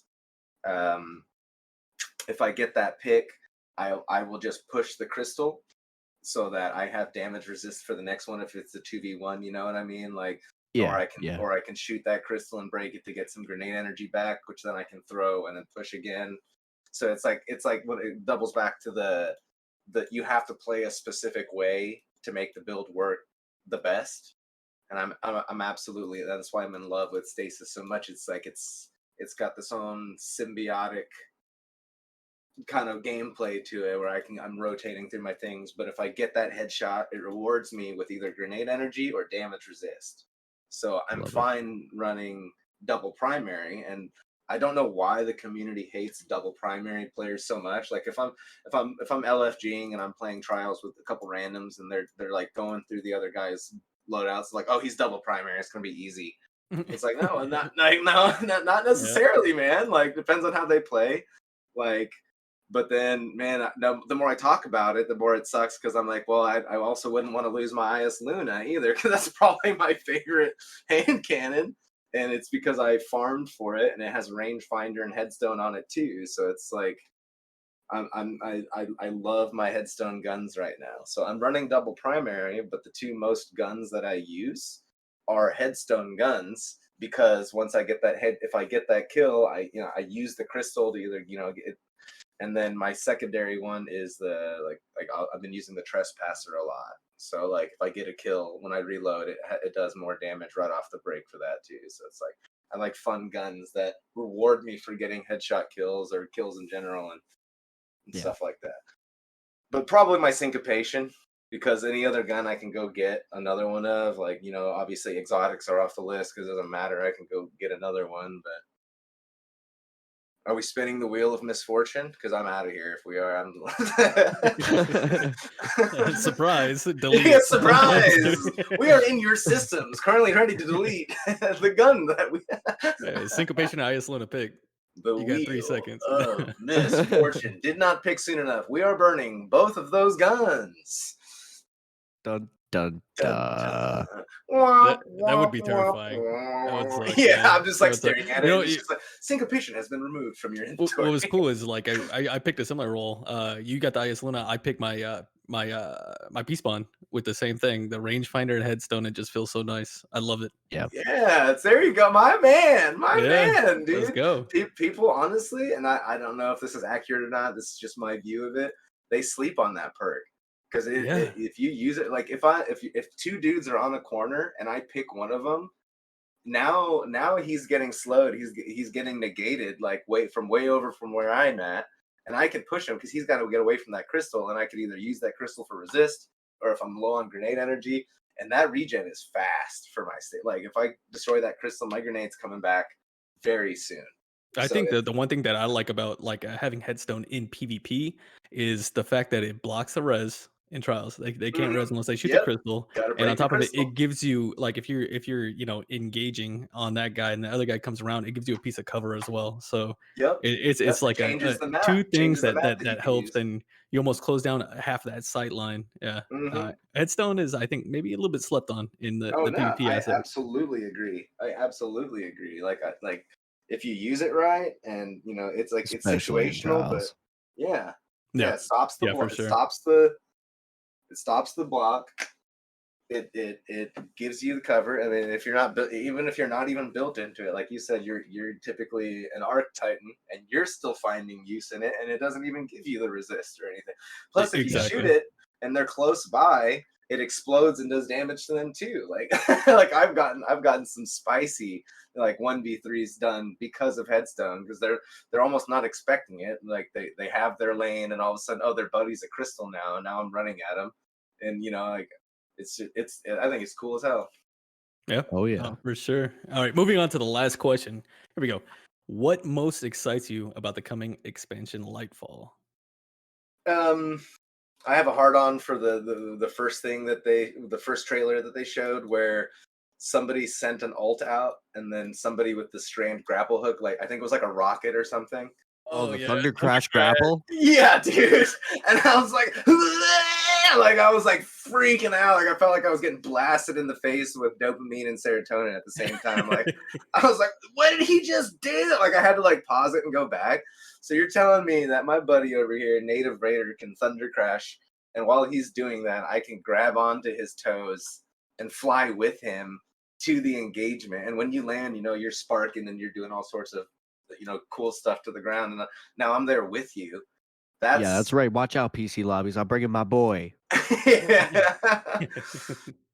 That's gonna be amazing, man. You Dude, could, and you even could hear it to in sit my there and voice. combo that. Yeah, like that is gonna be nasty. I'm like, well, can we take it a step further? Can someone shoot a rocket, and then I shoot my grapple hook onto the rocket and fly in? Like I don't know what the limitations are gonna be, but That would be very difficult. You must I have know, yeah, but like dead if I eye stand aim. like, I mean, but we're all god tier gamers, so I don't think it'd be difficult for us because of how good we are. Sure. I don't know about all that. But I see that combination of like using that as a super ability to sit there and hit that breach point or whatever, if you want to call it, with that super. So Thunder Crash, you tether, and then you come and you let go right before I crash, sends you flying, Mhm. in the air, and then you pop Golden Gun or something like that and Yeah, just rain down on people. Like yeah. there's gonna be some combinations and It's gonna be some very nuts. spicy videos that could be made. I think Crucible is going to get so active because unless they've changed it, they did announce that everybody is getting the tether grapple hook thing or whatever. Yep. So all three subclasses are going to have it. So we're going to have people Georgia the jungling into situations that they wouldn't normally be able to do. So it's going to make warlocks more active. It's going to get them around the with their stupid little jumps and stuff. It's going to let people get flanks off faster. Like instead of what I want to do just for the clip? crouch slide. Just What for do the you wanna clip. What's The that? inspiration for this clip comes from Mr. Chris Proctor himself. He said something funny on episode of DCP, I think it was the latest episode that he was on. And he made a little funny that, oh yeah, well, Whisper of the Worm is going to have 80 AE. It'd be funny if somebody Ooh. got a clip of doing some Gross. in-air snipes with that. And I was like, okay, so you're telling me as a hunter, I can slingshot off a Thunder Shot or Thunder Crash Titan. And as soon as I'm at the highest peak of the arc of being in air, get the in-air snipe with Whisper of the Worm and land it and get a clip of it. Oh, Yeah. Yeah. Yep. I like that. It's, you're still about to get Add a accurate, 360 man. on that. Yeah. yeah. Flying. You know what? Screw it. Well, We'll even throw in a throwing me knife. and you, we will grind that until we get that footage. Right? Oh, I love it. Oh, All right, it's Mr. awesome. Raider, would you Yep. like to transition us into I guess we'll call it the hot topics segment. Oh, I used to love Hot Topic as a Mm. young Guardian. Going there. Well, it's more like a news but casual sort of what's going on, what's hot right now type of thing. Oh, What's on the Twitter I was feeds? talking about the store Hot Topic. My bad. That's Well, obviously, the one thing that was hot was the Science Rampart, but they absolutely destroyed that and put it in the trash can, unfortunately. 70% And I might as well throw increase. that exotic in the garbage, delete every single one from my vault because it was ridiculous what they did to That's that how they thing. do it. That's how they adjust the meta. They're They- like, look at the usage of complaints. Well, then let's just make it absolutely unusable. Like if you're it's using it, you're nothing. wasting your time. It is absolutely nothing, and that's 70% probably been the one increase. that's irritated me the most. Yeah, 70% increase in doing it, but on top of it, what was it, 20 or 25% damage to the shield itself, which is already Yeah. stupid weak. Like that's Yep. like 2 shots of Cerberus 1 if you're trying to Yep. really break shields. You know what I And mean? it's just Like because people it's don't know how to play with teams. If you team shotted ridiculous. it before the meta nerf or whatever, like a couple weeks ago, if you team shotted the shield, you could get it down fast enough that it really doesn't. It negates, it's useful. But the people just don't shoot it, or people Yeah. just wouldn't shoot the shield with You know what you could energy do? weapon. You could get behind something and lob a grenade on it, and it's gonna be Yeah, dead. Like, yeah, I feel like Bungie like over nerfed it. It is in the ground, and I yeah. won't be talking about that one or having it for a long while. Talk about a hot topic. Goodness gracious. Sweet Yeah, I mean, business. when it comes to Titans and stuff like that, yeah, Yeah. yeah. But what's new? Maybe Bungie hates Titans. I'm not sure. No, they hate hunters, man. I don't know. Yeah. They hate hunters. They could have just changed. They could have just changed the stompies just a little bit, but then they gave everybody else a bunch of better stuff, and it's like, oh, And then bumped hunter, fun Ophidians to add detected. salt to injury. Yeah, Ophidians are With probably. and they were trying to compare the graphs, right? I was like, the usages are the same, but you're giving it a buff. Yeah, like I don't get that. Yeah, watching people running with Ophidians and like streamers, because I watch a lot of streaming content and stuff. Like literally 3-piecing people, like, and they're not even really hitting anybody specifically. They're just doing it like a like, and then all of a sudden things are exploding around. Like I'm like, what? This is broken. Yeah. The other hot topic I got, I think, is the announcements that Terabuzz can get looked at. And I recently found the Terabuzz because I was never a big PvE player. So, about 6 months back, I started getting into it. And so I've been doing a lot of raids, built up my spoils finally, and bought Terabuzz. And now it is the subject of we're taking a look at it. Yeah. So Yeah. there's going to be a Let's do nerf it. coming to Terabuzz. And It's Terabuzz is what in it GDC, is. I just started a new one called Team Terabuzz. That's very that's a very unique team of coveted, So we'll ride through the storm. But that was another hot topic that I recently caught. That was like, damn, man. What about you, Sweaty? You got any hot topics? No. I Oh mean, boy. Oh, sorry, giver squirrel. No, you're fine. You're fine. I was listening to what he said, and I had a million things go through my head because in Iron Banner I was playing with a streamer named Hugs. I don't know if you guys watch him at all, but well, actually no, it was with Bless. It was with Bless, his trials carry partner, and we were running a pretty stacked team, and we were kind of like mercy stacking, and we're having a great time in Iron Banner, and then we came across this one team, and it was literally 5 Terabas.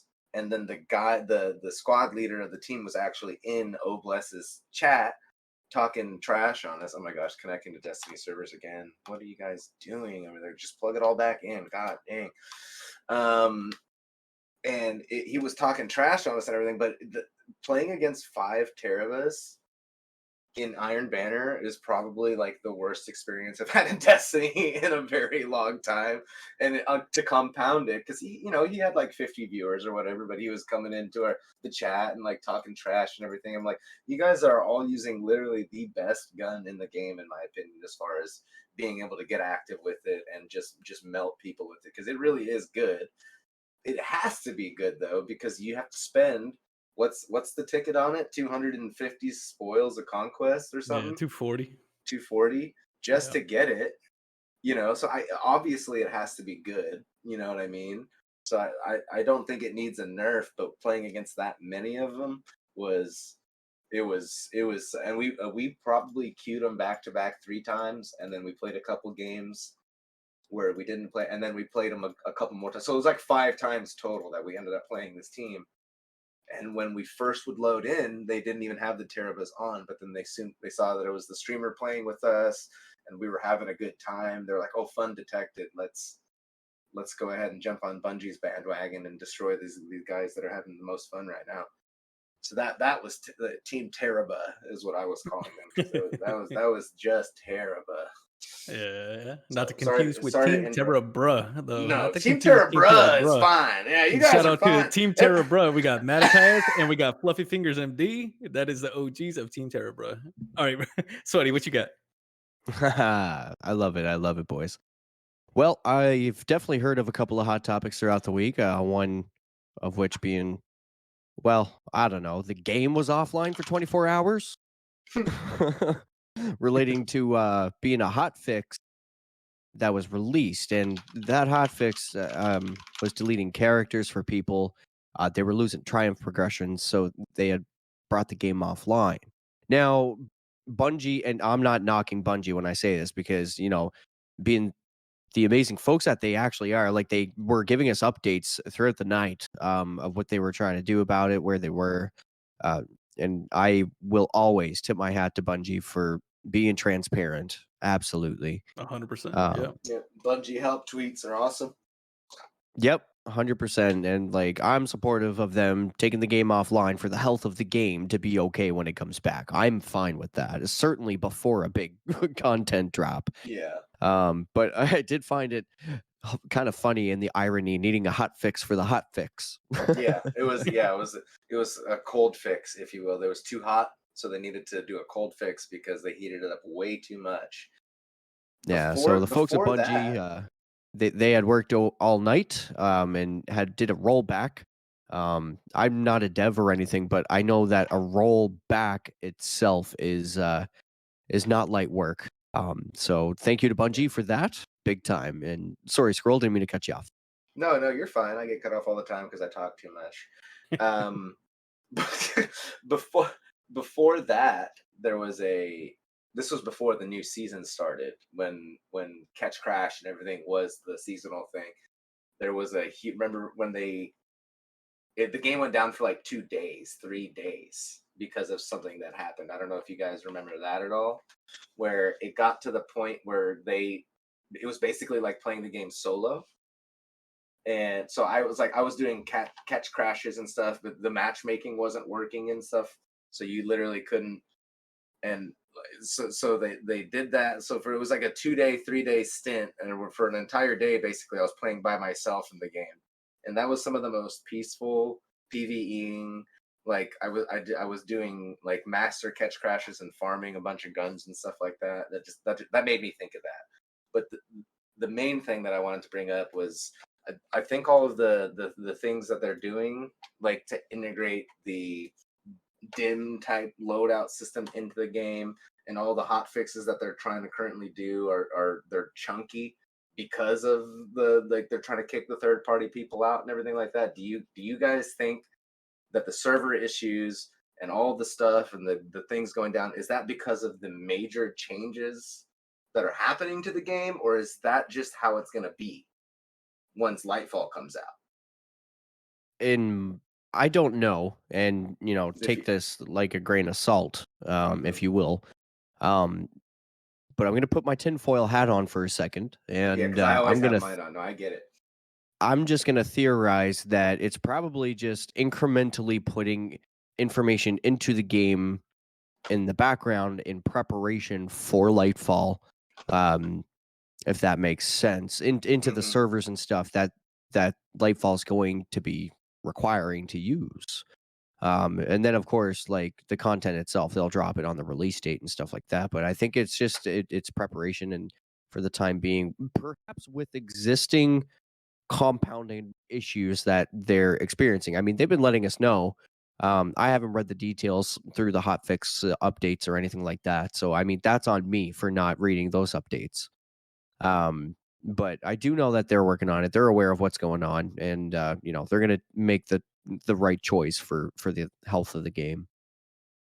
Yeah, What do I you what do you agree. think, I Raider? think honestly, like, so they've been doing so much stuff, like, not only in the background prepping for Lightfall, but also just like quality of life changes that are going to be Yeah. incredible once the kinks are worked out. So I kind of agree with Sweaty. There's probably a little bit of a clash here and there. I'm not no game dev or I mean, coder. they're I did a little implementing bit of coding, brand but new like, systems, right? yeah, Like our whole armors and 100%. mod systems in the background, probably trying to like preload all those systems, but like that has to be in conjunction, resting passively in the background with currently active systems. Like I don't know because I'm not a dev, but I mean, I have a background in computer networking technology. So if I were to try to imagine how that information is passing through the Bungie servers itself in a live service game, and that's the underscore, right?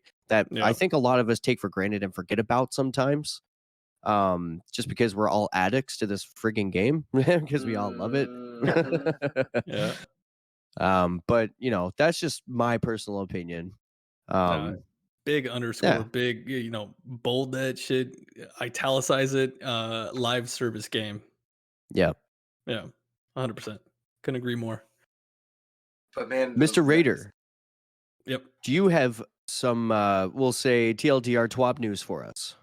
I do. I do. But oh, first, I'm excited. if we could take a quick 30 seconds. Sure. All right, I'll be right back. No problem. My initial answer to his question about paying a $15 subscription a month thing was a knee jerk no, but that actually hasn't left my mind as far as like because I don't think they'd be able to integrate it, but if they I'm a had, I'm a broke dad. I can't play so World am of Warcraft for that reason. but if it was like $5 a month, like 15 would no. But if there was a man, I don't how could we Here's do my it? problem. I just canceled my credit card for having Amazon Prime, like and YouTube and Premium, having Netflix, and like Crave TV, having all those online Mm-hmm. subscriptions. All of it Mm-hmm. adds up, and I was like, nope, enough's enough. All of it needs to stop until we're good again. You don't Right. know this, Squirrel. I was having a little chit chat with Raider just before you hopped in. I was just kind of letting them know like the whole reason why I haven't done anything since May, well in October, end of September, early October area. Like I just been going through some stuff, man. That's all. In the apartment we were living in, like the whole entire roof, we lived in the top floor of this apartment building. We went through a hurricane and the whole roof come off of the building while me, my child, and my wife were sleeping in there at nighttime. Holy Power's out. We cow. can't see anything. So Yeah. like, and then after that, we had to relocate while we were homeless and figure out how we were doing that. The Red Cross Relief Fund, but how can we prove where we live when we're in between places because we were displaced? So Right. there was like a 3-month gap of getting relief funds. It was hectic. But anyway, so the Holy point cow. being, we're settled now. And able to kind of do things like this now. So anyways, that was a Hurricane. fun Okay, little thing. this is gonna just make me sound like an ignorant American because I am. But hurricanes in Canada, where are you? Where? East Coast. So East if you Coast. follow Okay. up the coast of Florida and you hit the first province of Canada, you're going to hit Nova Scotia. Just Mhm. above that, you're going to see an isolated island all by itself. And that province is called Prince Edward Island. And that's where I live. Oh my gosh. Okay. Yeah, I'm in logistics. Prince Edward Island is actually very hard to get stuff to. I think I charged somebody like $20,000 to get a couple shipments of like dry van goods and stuff there because of, and there's a lot of like bridges and stuff that you have to toll out like on the way Yep. there and stuff. Yep. It's And not that's you why I live don't it. travel. Yeah. Yeah. So yeah. I think. Oh, No idea.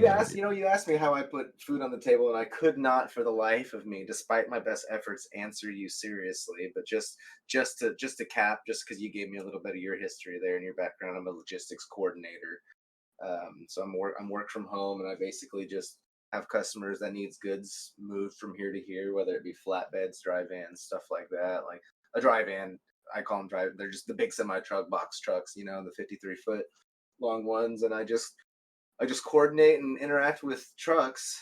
And let me tell you, for how good these guys are at driving these giant 80,000-pound vehicles from point to point without getting into accidents and killing people, which obviously accidents happen.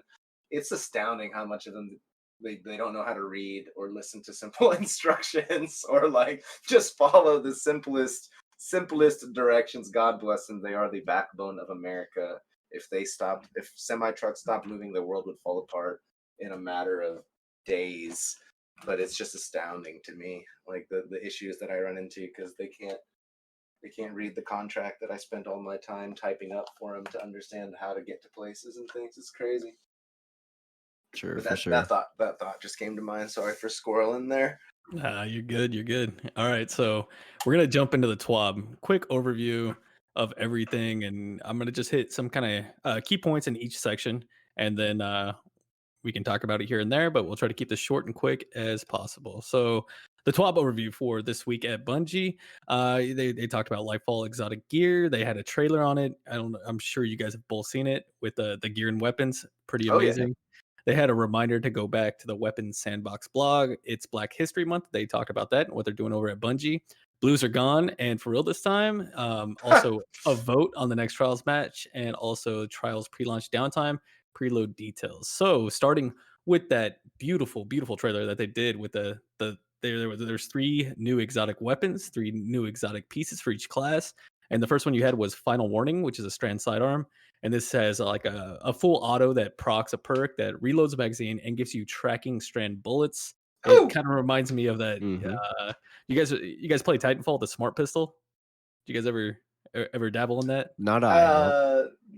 yeah, kind of like It, I didn't it, really it use it that much, but it had just like the, it would the, just kind the of track yeah, the out. tracking thing. So it Yeah, reminds yeah. me a lot of that Titanfall smart pistol mixed with something like Osteostriga, which is pretty cool. So, and then the next weapon that they showed, I'm doing this chronologically in the video itself. hmm So you had the Void machine gun, deterministic chaos, and every 4th round will apply weaken to the enemy, and every 16th shot will make the enemies volatile. So big explosions. Look forward to see how that will shake out against Sounds bosses like a with the right build. PVE. It sounds like a PVE ad Yeah. clear machine Yeah, type that, type and thing. I'm curious, like, how it would work with bosses with certain builds, so we'll hmm see on that, especially with the buffs coming to machine guns.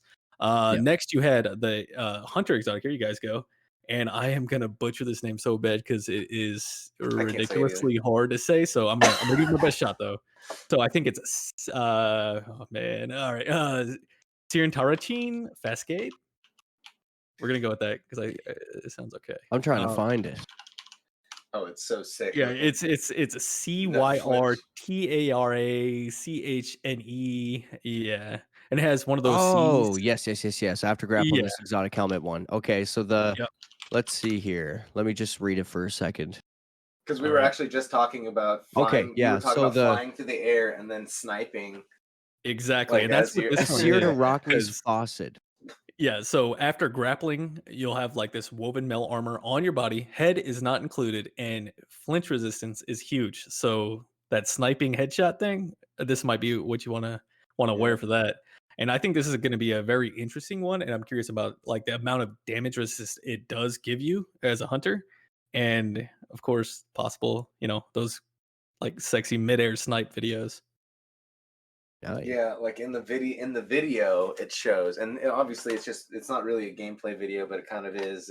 But it looked like he's ADS, he's looking, and he gets shot, he gets bodied, and his body flinches, but his head stays locked into where he's going. It looks like he doesn't flinch like they've been wanting people to.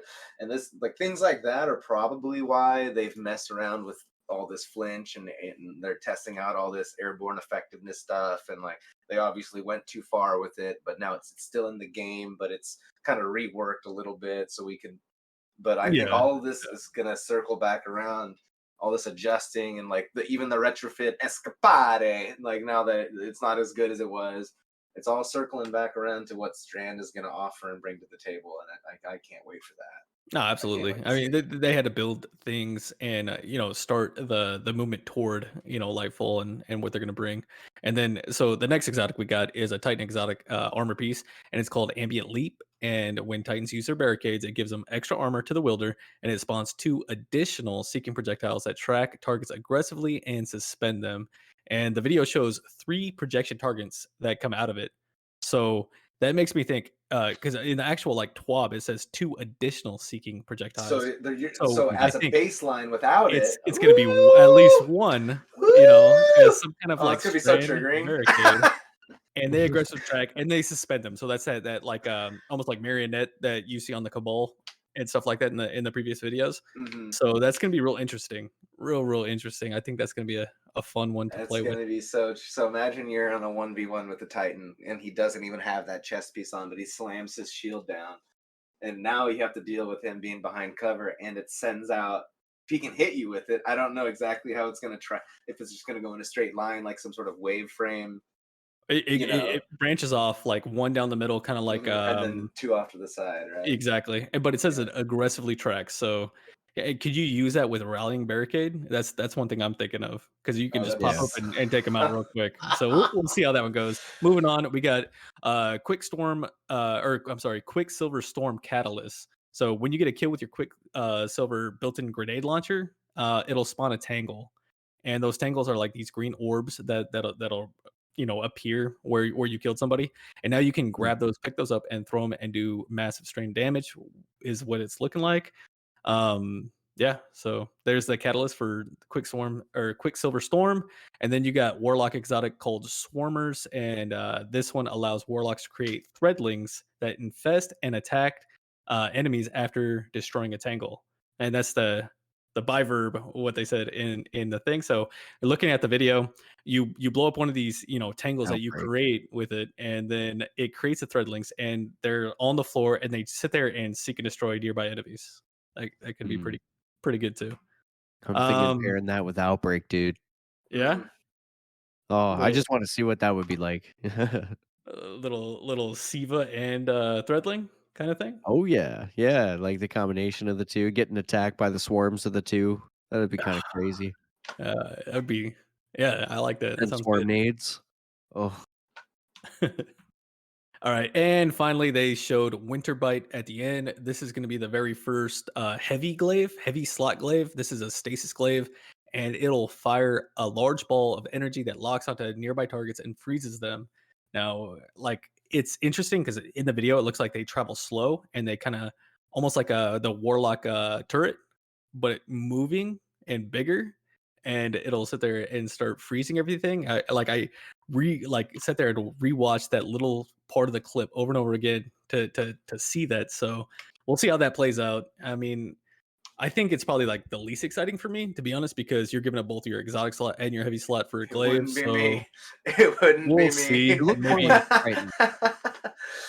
we'll see how that heavy glaive works. But I don't know. We'll see. I'm not too excited about this one, to be honest. Like maybe it's great for certain ad clear, like you're going through the GM trying to get through the GM and shit like that. So we'll Yeah, see about that one. But when it comes to heavies, I mean, come up with the new changes, that they're doing to heavies and GLs and shit like that.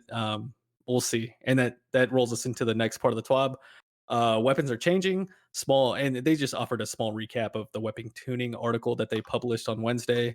And just a quick synopsis: it was machine guns and heavy grenade launchers are getting buffs, increased bonus damage for kinetic weapons, which is actually pretty huge.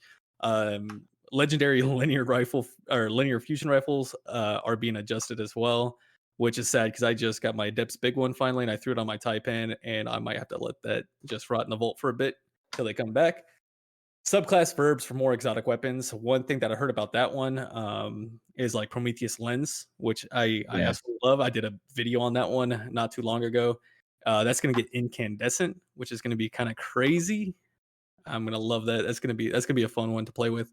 Some Sunshot? tuning to various perks. Yes, Sunshot. Yeah, that one as well. There you go. There's your hand cannon, bro. Yes, sir. And yeah, so I So just many suggest everybody checking out that weapon tuning article because there's a Mhm. lot of information Yeah. in that one. And then moving on, we got Bye Bye Blues, and they For and they say real bye. this time. Yeah, they say Bye Bye Blues for real this time. Simply put, blues are going to be actually gone once you reach soft cap. They're being replaced by purple engrams. And Bungie does admit that this won't solve your like postmaster problems with blues filling your stuff because now it's going to be purples. But it does have plans early in Lightfall that powerful enemies are going to drop glimmer with an occasional purple instead of that, constant blue or purple. Yeah. They also upped the gunsmith rep gains by 25% due to this, lack of, dismantling and getting your gunsmith Okay, rep. that's good. That was actually a question I had. Okay. Yep. And then next we have Lightfall downtime. So starting on the 27th of February at 9 a.m. Pacific Standard Time, Destiny will be brought offline for 24 hours to implement Lightfall into the game. However, you Mhm. can still pre-download Lightfall. So once that 24 hours up, you should be good to go.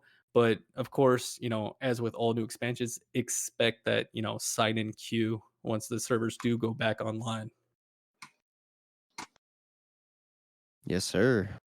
All right, and they hit up next with Iron Banner reminder. This is the final week of Iron Banner in the season, so make sure you're working that. If you are trying to grind for that title or grind for a certain weapon, make sure you're working that. They did increase the rep gains all across the board. Also, if you're trying to find that God Roll Frontier's Cry or Razor's Edge, those are going to be out of the rotation. What that's getting replaced with, both of those weapons are getting replaced with Bite of the Fox, the sniper rifle, and Jorm's Claw, the pulse rifle. That's take that place, and then we'll also have the new Iron Banner origin trait and perk pool. And yeah, Iron Banner will be now 3 times a season, starting in Lightfall instead of twice like it has been. Very good. All right, Very so good. the next part of the TWAB, we got Black History Month, and there's a organization, and it's within Bungie called Black at Bungie Inclusion Club, and that was created more than 2 years ago, but their mission is still clear: celebrate and uplift Black employees at the studio. And here is their update that I'm going to read verbatim to the best of my ability. I'm pretty shitty at reading, but bear with me. Hey Guardians, Back at Bungie is ready to celebrate another year of Black History Month. This last year was a great one for Inclusion Club. Our members grew exponentially. We have continued our partnership with Yale University to help them with research into improving video graphics for skin and hair, as well as continued sponsor of the Game Devs of Color Expo. As we move into the new year, we are looking to build up on our internal community, especially with so many of our new memberships being remote. We're also working on ensuring that our club has a voice and is continued to development of Bungie and its universes. You can show your support to Black Americans by purchasing our Be Heard pen at Bungie Store and the EU Bungie Store. All profits go to Southern Poverty Law Front. Very good. Very good. And then next on the TWAB, and this one's pretty cool, we got Trials of Osiris map voting. If you opted into the Bungie marketing, you can vote for one of the 3 maps for this next week for Trials of Osiris. We have the Fortress, Twilight Gap, and Radiant Cliffs. Which one are y'all voting for? Cliffs, probably. Yeah, probably Cliffs. Yeah, I haven't seen Twilight in a while. I might try to go the Twilight route. Where do you go to vote for that? I think 3v3 Cliffs is a really, because there's an indoor area. There's that, you have the little tree area. I don't know. Maybe it's because I like trees. That's the squirrel looking for his nut. There he is. You know what I mean? I'm just a squirrel looking for a nut. The Oh, nuts are where there's a tree, there outside must by be a the nut. tree. Yeah. I'm a tree guy. And then finally, we don't have too much left on this. We got player support report. And the report's coming from a small fraction of Guardians that have lost progression on the reappearance of previously deleted characters. They're working on that. They believe that the issue has been completely resolved, but they also express their seriousness to of how they take the safety of the player data. And then timeline reminders. They have the 24-hour D2 time in preparation for Lightfall. We already talked on that.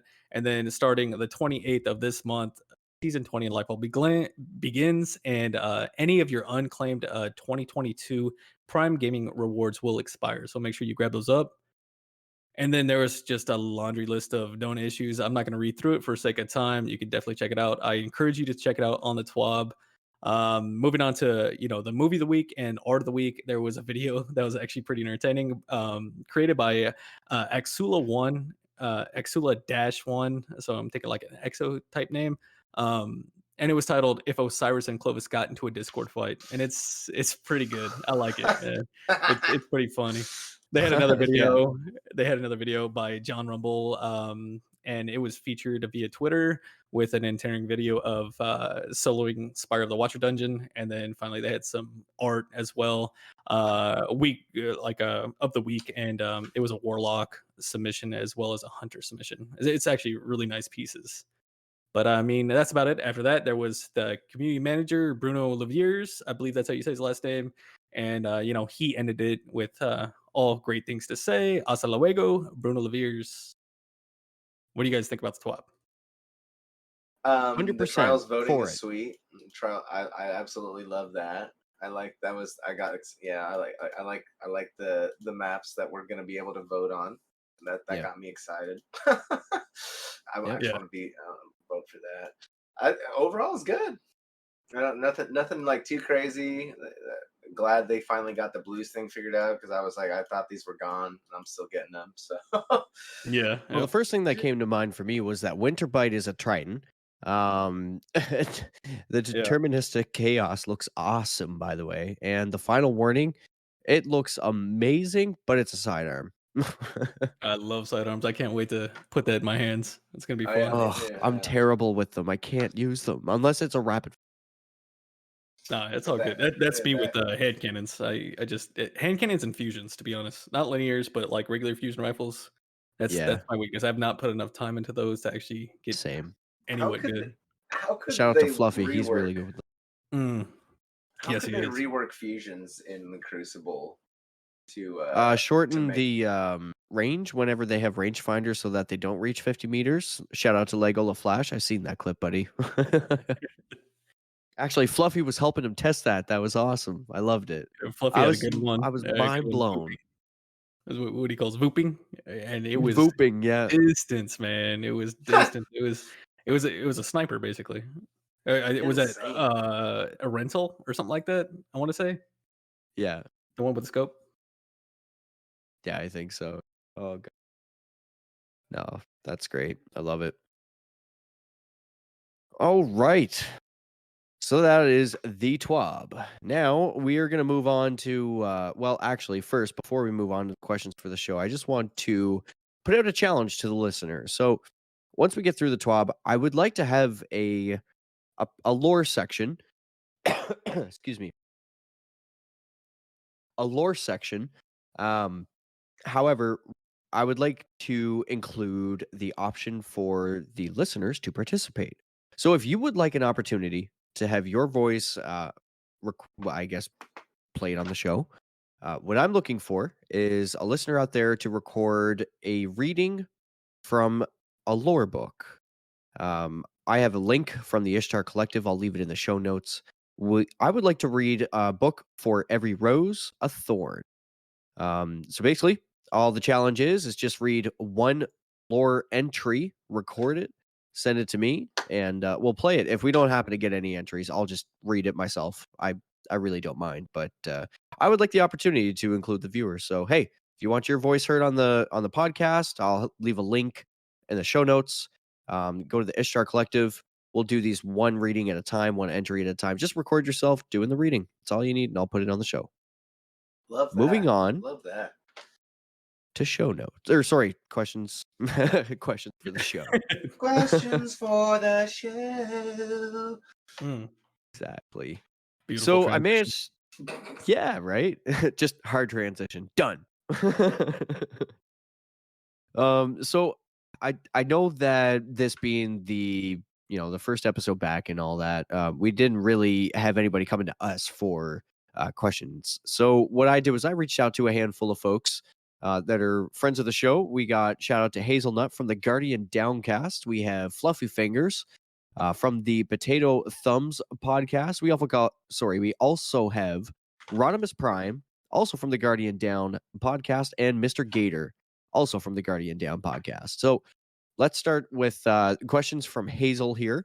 Some of these may be geared mostly towards Native just because they're, I guess, known to him, but I'm going to include our guests with some of these as well. So from Hazelnut, and this one is a Native specific question. So Hazel says, since Native is a hunter main, how much longer can we go before Bungie restores Stompies to their former greatness?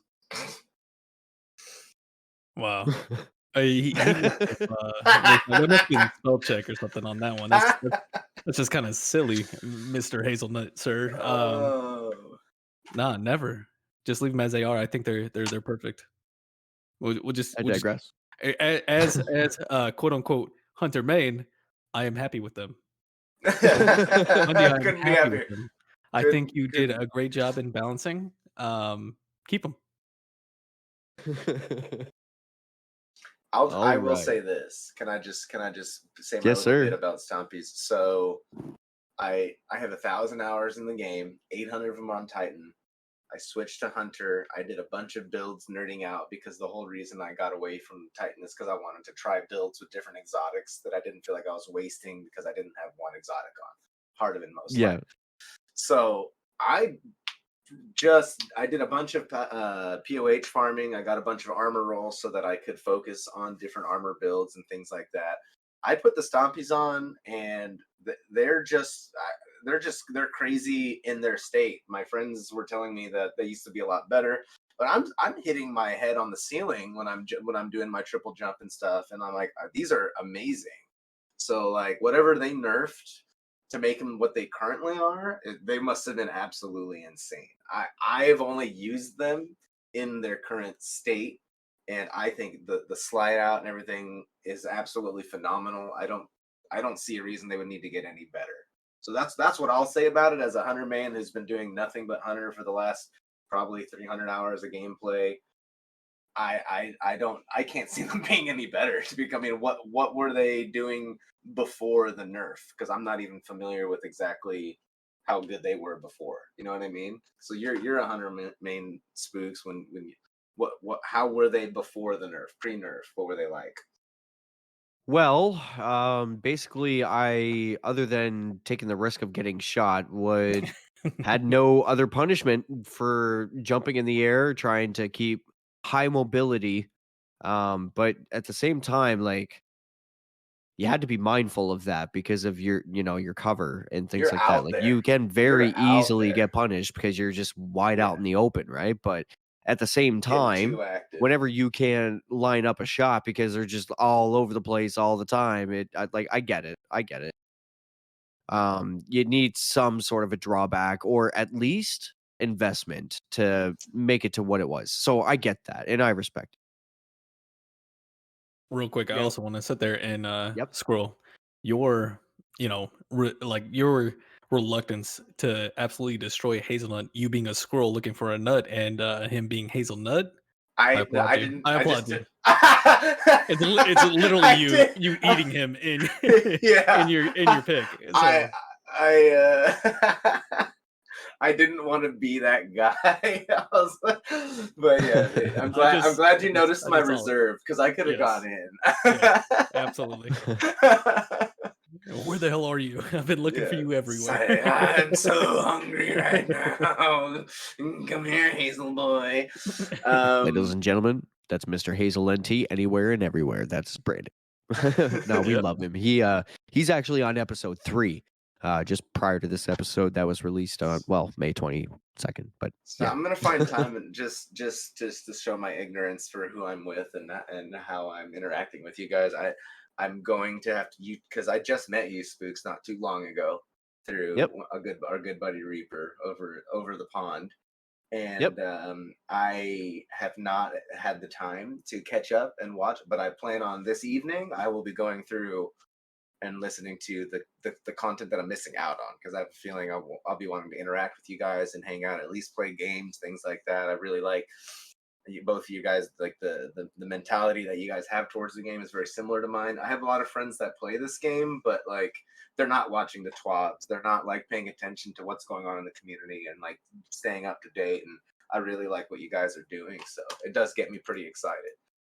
That's awesome. Appreciate that. Really. I also just went to the kiosk and bought the Outbreak Perfected with my Cypher into, because I did not own it before. But I've been on a pulse rifle kick, so that's just a squirrel path that I just went down while we were talking, and I went and purchased because you brought it up, and I was like, I've been it's wanting fun. that. I've been wanting that, and I did not own it because I've just been too busy getting other ones.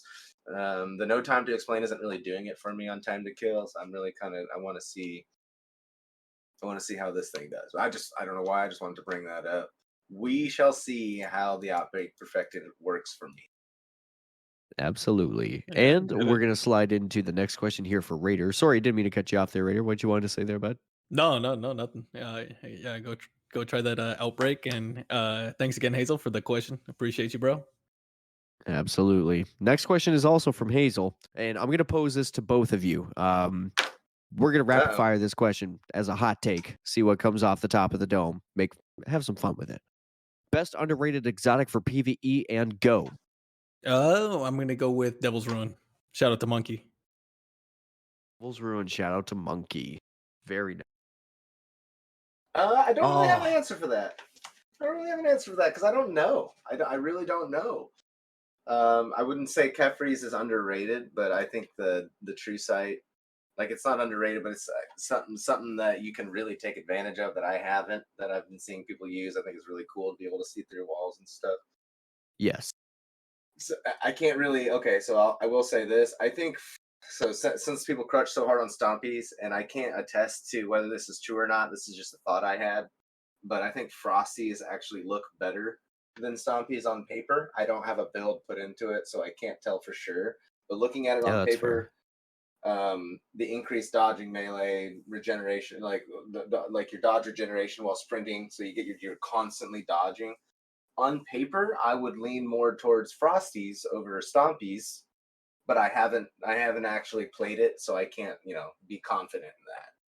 So I will say that I don't see a lot of people using Frosties, but on paper it looks like you got increased grenade, melee, and dodge regeneration while sprinting, and you also do your faster printing for 10 seconds. Like, so it increases your overall speed, but it's not as thoughtless as Stompies are, where you just have all these buffs and you're jumping around, and like you actually have to, and that might double back to me liking things that require a little bit more intuition, or you like they're using it the right way, as opposed to just being given here's this amazing thing, it's good all the time, have fun type of exotic. So that's why I use the Mask of Icarus. For PvE, I might say you know what? I'd have to test this, but on paper, just looking at it, I'm gonna say Lucky Pan. Maybe with like an Ariana's Vow or something on a solar build. You get what is it? The Gambler's grenade. You know what I mean? The non-PvP build Yeah. part. And then you could put on like Blade Barrage with the tracking and all that fun stuff. I think I might have to try that. That sounds kind of fun. And the boom booms. But it's Ariana's Vow. What do I put in the kinetic slot? Maybe a Fatebringer with explosive payload and Firefly for the boom booms. And maybe an Adept Hothead in the heavy slot with auto loading and Vorpal, or it could be Lasting Impression. Very interesting. Might have to try it. Sounds like fun. I don't even have an Adept Hothead. I feel like I'm missing out on it. You just be the Galahorn guy. You're good. Yeah, I'll just be Galley guy. Yeah. Yeah. Was that supposed to be armor, or was that exotic in general? In general, I think. Okay. Well, I'm gonna shout one more out for the Titans out there. Ashen's Wake. That thing is incredible, and it's slept on huge. Like if you build right into it, and I got a couple build videos with it. It is ridiculous. You can sit there and kill 2-3 like a thrall and have your grenade right back, and that fusion grenade does so much damage. So Ashen's Wake is definitely up there. And last question from Hazel here. It's sort of a question. He just says, Gambit? Question mark. And then follows it with a massive string of laughing. And then he goes, hey, kid. Gambit So, could be I have- good. but here's my take on it. Before Gambit was even in the game and they announced it, I was so freaking hyped for it. I was like, PvE VP, like this is gonna be so sweet. But they kind of released it into the game, and there were a bunch of other game modes and like specific armor sets and stuff that you could put on that would build basically into Gambit play. And then people complained about that. They took that all out, and then Gambit kind of just sat and has remained unchanged and untouched. They could do so much more with Gambit. People complain about the PvP offerings, and I've been saying this for a while. Gambit only has a single offering. There is nothing else. Yeah, Nah, but just a like pinnacle. That's about it. imagine if you didn't have to wait to cross over, and anybody could cross over whenever they wanted, or there was like, so it's like you're either gonna fight this out while one or two people are trying to fight this thing, and it turns into just this whole like onslaught. But if that were to be an option, I would want it to be like a legendary type thing. There's yellow bars everywhere and shit, where it's like your team has to focus on killing these large groups of people, or you're just not gonna win. Or like I think that would be cool as hell. If they're just like, we're over here, you're over there, you can come mess with us all you want or do whatever you want. But then if you do that for too long, now you're gonna have way too many yellow bars, and you guys can't. They just keep spawning or something. That's just always a thought I've had. I don't know how you guys feel about that, but I feel like it could be much better if they just use some sort of creativity. Yeah. No, I see that for sure. I think it definitely needs revamps, and I'm sure it's going to come. I think right now with Lightfall, and it's a PvE focused game, and they've been laying PvP on the wayside for a while, and they're starting to build that up. I think once they get that, maybe that's the next project. You know what I'm saying? Exactly. I'm right there with you. They need Moving on to the do next more set with of it. questions here. We got questions from Mr. Senor Fluffy Fingers MD, and I feel obligated to read it as he has typed it here. Now, this is typed in fashion for Mr. Native here because we're known to each other. However, I'm going to include Squirrel with this, but I'm going to read it for verbatim how he has this written because this is hilarious. The following questions are drafted by a Dr. Fingers for the distinguished native Raider the Third. Question number 1. We got a list of 5. You're making a PB&J. What type of bread are you using? Toasted or not? Crunchy or creamy peanut butter? It's going to be creamy, and it's not toasted, and just Get regular out. white bread. Get out. Regular There you have white it, folks. bread. I like it. I like it quick and easy. Thick cut toasted butter bread with crunchy peanut butter and blackberry jam.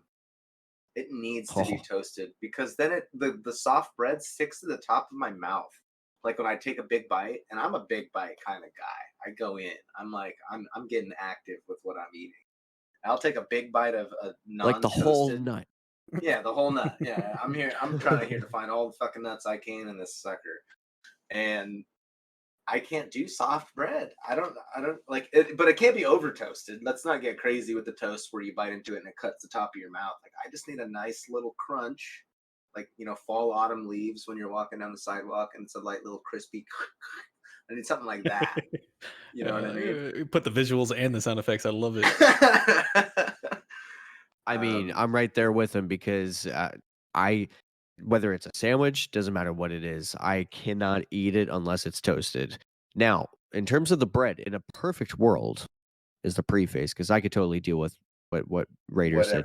Just grab it and eat it. Like I'm fine with that. But typical Titan. Exactly. But I mean, hey. If I have it my way, it's a perfect world. That's going to be some homemade bread with real butter, not margarine specifically. Mm-hmm. Toasted, fresh from the oven, pulled out, an toasted oven again toast. in the toaster. Woo! You Canadians, man. You with know real what's butter, up. and then slapping the peanut butter on top of that, folding that sucker, and down the hatch in 3 bites. This man has now had the bread Damn. cooked 3 different ways before. It went you- from me as a Chef Boyardee to Sir Gordon Ramsay over here. That's Yeah, beautiful. it's like I we love had that. levels. We had levels. Yeah. I don't care. Throw the peanut Bruh, butter I on, shove love it in my mouth. food. I'm good with an Uncrustable. Have you ever had one of those? They're Oh, delicious. no. Oh yes, yes. I've seen that recently in a Breaking Bad video. He was tied up in the basement to a pole, and then he pulled the crust off of it before he ate the sandwich. No, the Uncrustable, the ones that are round, you buy them Oh. frozen in the market. I We used to teased get you. those. Okay, We no, used to I get don't those know in the what that army. is. And those That's why I said, were oh beautiful. no. These are pre-made crustless frozen peanut butter and jelly sandwiches, my brother. These are Yeah, rations. yeah. I'm a foodie. Can I ask Yeah, you me a too. question about your Canadian life? How Yeah. particular are you about your maple syrup? I mean, it comes from the No Name brand. As long as it's syrup and it tastes like maple, it goes well with toasted stuff with butter. I'm so because like I have another Canadian buddy and he's all about like the brand, like the high end. He's just like because I just asked him about maple syrup and I was greeted with an abundance of knowledge and passion about it, and I was so. Now that I have you here, I wanted to know if that was everybody or if this guy is just a fiend for the maple syrup personally. I'm doing the shrug emote. Just let me get my cultural exposure where I can. All right, brother, I'm doing my best out here. No, the things that like we're known for from where I'm from. So this is going to be a little fun lesson for you too, Native, I'm sure. So to compare what I'm about to tell you about in the States, I think you guys have a sandwich that is called a gyro, if I'm not mistaken. Gyro. Yeah. Yep.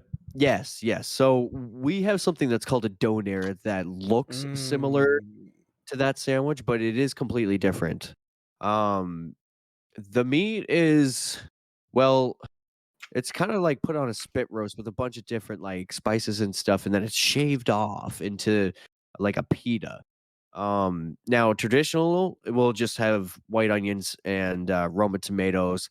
You slap in some donair sauce, which is a mixture which sounds disgusting, but promise you it is like the most amazing thing in the world. So it's like condensed cream with a little bit of vinegar and some garlic powder, and once you mix that all together, it makes like a paste. And it's like a sweet paste. And so yeah, traditional is just the pita, the meat, and then you put on your white onions and then Roma tomatoes, slap a little bit of your donair sauce, wrap it, eat it. Now I like to go non-traditional, and what I mean by that is just add shameful amounts of cheese to it, and then eat it. There's no No. shameful amount of cheese. Just so No, you're- hey, just and we're so clear. you're talking about we called it donors. So my first duty station was Germany, and donors we just call them donors. They Yeah. were set up all over the place, and I think it's from Turkey. It's a Turkish descent type of sandwich / taco, whatever you want to call it. But bro, those It's a were sandwich taco, yeah. amazing, and it doesn't. I 100% agree with you. It doesn't compare to the the regular like Greek gyro or gyro or big whatever. time. But donors Yeah, are, I didn't know oh how my to God. pronounce it. Bro, they're Gyro. so good. Yeah, because it's got the 2 dots over the. I'm looking at a cross section of one right now. Jotun, Holy Jotun, it's the same thing. shit. Yeah, no, those are amazing. Jotun. I miss that. I would go back to Germany today just to get one and fly right back.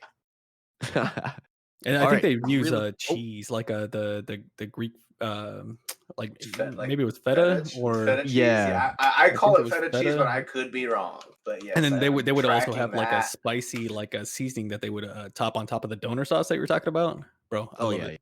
Yeah, no, That I'm would- down. Let's go. Me and you, we're gonna go to Germany. We're gonna get a donor. Oh, Bring some back. for me. 100. Let's go. All right, so this is from Fluffy. This one is for Native. Your YouTube channel has blown up, and at the same time, you've covered everything possible for Titans. The fans demand new content. Where's the content, Raiden? New content. Where's the content? So you're forced to choose Hunter or Warlock for your next video. Which one are you picking? What a question. You know what? I will just delete my channel. Smooth fluffy? brain Titan in true How's that, effect. You know what? I looked up the Warlock cheat codes, and it said in the index on page 1, section A.A. version 1.0000 that all I have to do is hit Alt and F4. Yeah, let me give that a try real quick. I'm on a controller. That doesn't work. Let's go. Oh shit! So that you mean kick of the power key? Done. No, I will have a video coming out soon for sure. No spoilers. Then we'll leave it at that. Let the man hang on the cliff. I am curious because I'm subscribed now, so I will be in there like swimwear, watching you release the content and engaging. I can't wait for the next video. Awesome, thank you, man. Both of you guys. Question number 3.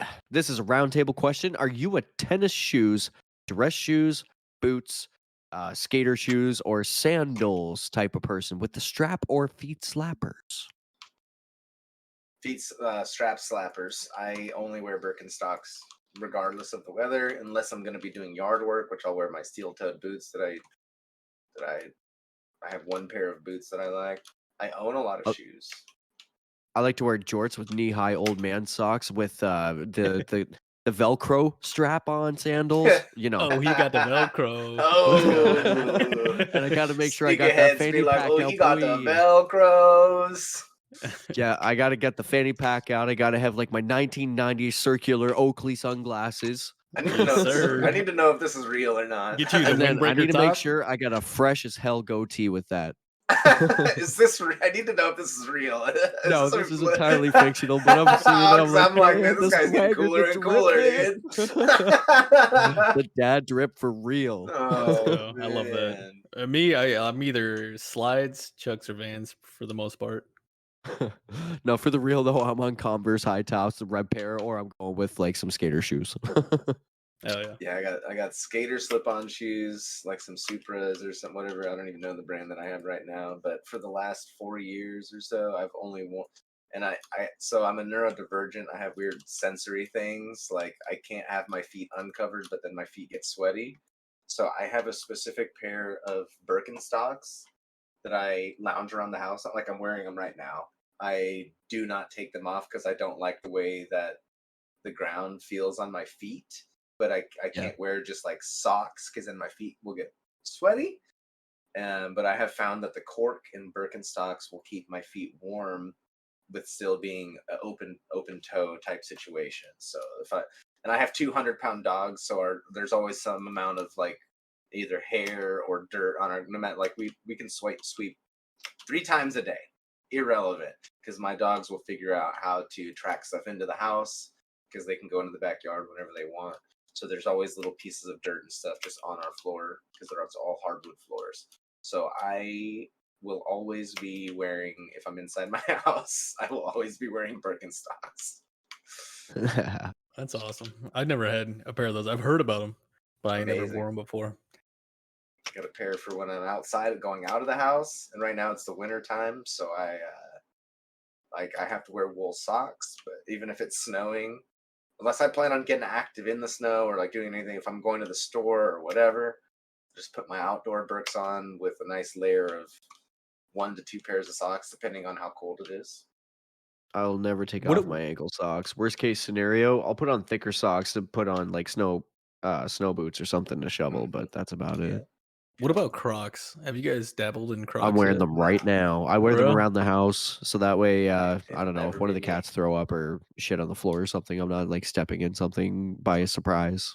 I've yet to wear any Crocs, and my son's girlfriend bought him Crocs, and he says they're amazing, and they swear by it now. So, like, I've always thought they were just hideous. To be honest with you, I was like, I'm not gonna wear that. Like, it's gross looking. Yeah, I was the same way until my wife got a pair, and I put them on just to wear around. And I was like, great, I'm one of those now. That'll probably happen to me if I ever get a pair. So I'll just have to fight the good fight. I'll be the last man on earth that will not own a personal pair of Crocs. And it's no offense to anybody else. I just don't think that my feet would be well in them after a certain amount of time. Again, because my feet sweat. So having like the rubber, my segue into Birkenstocks was I bought a cheapo pair of slide-on. They're Birkenstock brand, but they're all rubber. And I thought they were the greatest thing ever. But after about an hour of wearing them, my feet would start sliding around. I think it's like the contact of the rubber to my feet or something. So I don't think I could ever wear Crocs.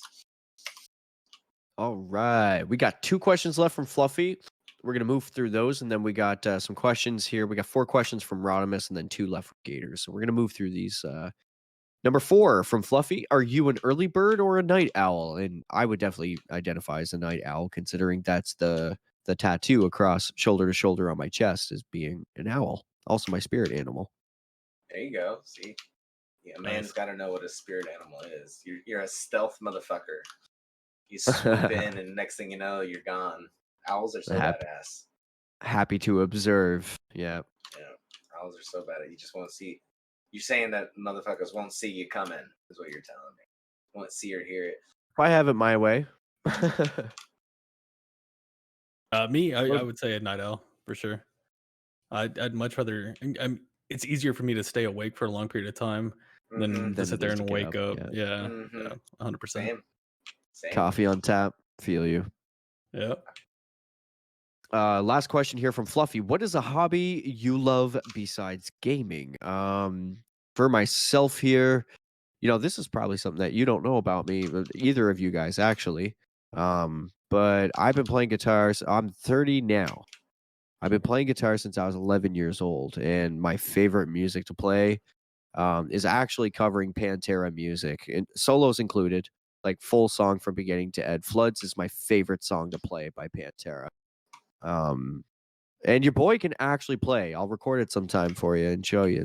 But I need some equipment in order to hook up that stuff to my computer in order to make that type of content, which I don't have the funds for at the moment. So I mean, that's going to be on halt for the time being. But I mean, um, no cap, boys. Like, and I'm not the kind of person that brags about themselves, but I know for a fact that your boy can play. I can listen to a Hell Lamb yeah, of let's God song, go. Omerta by Lamb of God. I learned that song by listening to it and then playing it, the whole song That's from awesome. beginning to end. That's awesome. So That's a true skill. that's my blooded talent that's outside of gaming. What about you, Squirrel? Do you have a hobby or something that you love outside of gaming? Yeah, 2 of them, and they compound with each other. I love 3D printing. I have a couple different big 3D printing rigs because I have a 3D printing business on the side. It's more of word of mouth from friends, just custom whatever you might want. And that all started because my other hobby is I build and fly FPV drones by hand. So like I take a carbon fiber 5-inch drone frame, and I get like a ESC electric distribution board and a flight controller and a radio module for the camera and stuff, and I solder it all together and solder the motors onto the power distribution board, and I put my little goggles on, and it's the closest thing that you can get to real life video gaming, basically, because it's pretty high stakes. Most of my drones, all parts and labor included, are probably bottoming out at like $500. So if I'm ripping around, like my fastest one goes over 100 miles an hour, and it's a racing drone. You crash that thing, it's shredded. You're probably gonna have to spend $300-400 just to repair it. But you Yeah. put you stand out in a parking lot, and you put your goggles on, you have your fully charged batteries. It's to the point now where on one of my vehicles I have a full charging station set up. I have to turn the car on because it'll kill the battery, but you could basically charge a bunch of LiPo batteries all at once. So I just leave my car running, and when I drain a pack, which is a battery pack, I'll just hook it up to the charger, and I'll stay out there for a couple hours and just rip around and freestyle drone fly. Nice. And the I like reason I it. have a That's cool, 3D yeah. printer is because of the crashing that I was doing. I needed to figure out how to. My buddy was charging me basically to do these designs, like 3D, like so you make the 3D image and then you 3D print these protective things for certain things. Where, let's say I have like a video receiver, that a new one that it doesn't quite fit where I want it to, so I have to 3D print kind of a holder that would bolt to the frame, or like protective little things for the cameras, because I'll strap a GoPro to the top. So I needed GoPro mounts and all sorts of vibration dampening stuff for the, like, it was all sorts of stuff. So instead of paying the money, I was like, well, I need to learn how to 3D print so I could do it myself. And it turns out Yeah. that's not easy. 3D printing is not like paper printing. It's not like 2D printing. You know what I mean? So Yeah. I'm a tinkerer, so I need stuff like that in my life. Yeah, I feel that. What about That's you, pretty Raider? cool. You got any hobbies outside of gaming that you like to participate in? Uh, well, I like just hanging out with the family and stuff like that. But I've recently been getting into golf. So Okay. actually, this morning I did 18 holes with some buddies. Yeah, trying to like figure out the shot and stuff like that. Brand new to golf, never played in my life up until probably a few months ago, like getting kind of Nice. serious, you know. And yeah, I've been enjoying it though. It's been really cool. We got our little we call it golf gang, you know, group message. So it's been a Golf lot of fun. gang. Yeah, yeah, How many yeah. people are in the golf gang group message? Just four of us. 4 of you. Okay. Yeah, all coworkers and buddies. So yeah, I've been getting more into that. Before I used to like write lyrics and stuff like that, and I enjoyed, of course, music. Big into music. No instrumentals. I did drums as a kid, but never really followed through with that. Yeah. But yeah, I also do appreciate writing every once in a while. Nice. I'd like to get a little more familiar with Fruity Loops, but I just never really bothered to get into that yet. I'm too interested in trying to figure out video editing at the moment. Yeah, Yeah, agreed. you gotta Agreed. segment it. Yeah. I have like Ableton Live on my computer and stuff. I have like a bunch of I've done a bunch of research on how to produce and make music, but I just haven't actually like a I lot know of I can things in my perform life it. taking the It'll time. just be a matter of producing. So we got a couple of questions for Nate from Gator here. So first question from Mr. Gator, the Guardian Downcast. Whatever you're doing, stop what you're doing, go follow them. They're wonderful people. So Gator says, what would you say is the toughest part of growing a YouTube channel? Figuring everything out. So figuring out the hardware, of course, at first, and like you looking up reviews, like, oh, is this good? Is this good? Is this mic straight? Is downloading OBS, which is free, which is cool. Like the What technicals. software? Yeah, the technical side of it, and then uh, idea generation is not too hard for me because like my mind flies at a million, a million miles an hour. So like I don't Yeah. get too much of that. Like I guess you would call it like kind of like creator block, I guess. Yeah. It's too much. But then sitting there creator. and learning the technical side of it, and then also trying to like thumbnails and descriptions, metadata, like all that kind of stuff. It's so in depth and technical that Chat GTP. yeah, no, Just kidding. exactly, bro. And I've tried ever since you sent me that, right? Yeah, I did. Yeah, Yeah. yeah. So I tried And the getting Potato on Toast twice. podcast did an episode with it, which was awesome. Did you hear it? Yeah, I got like I think maybe 25% of it on my way to work. So Oh, it's I amazing. still got to finish that. But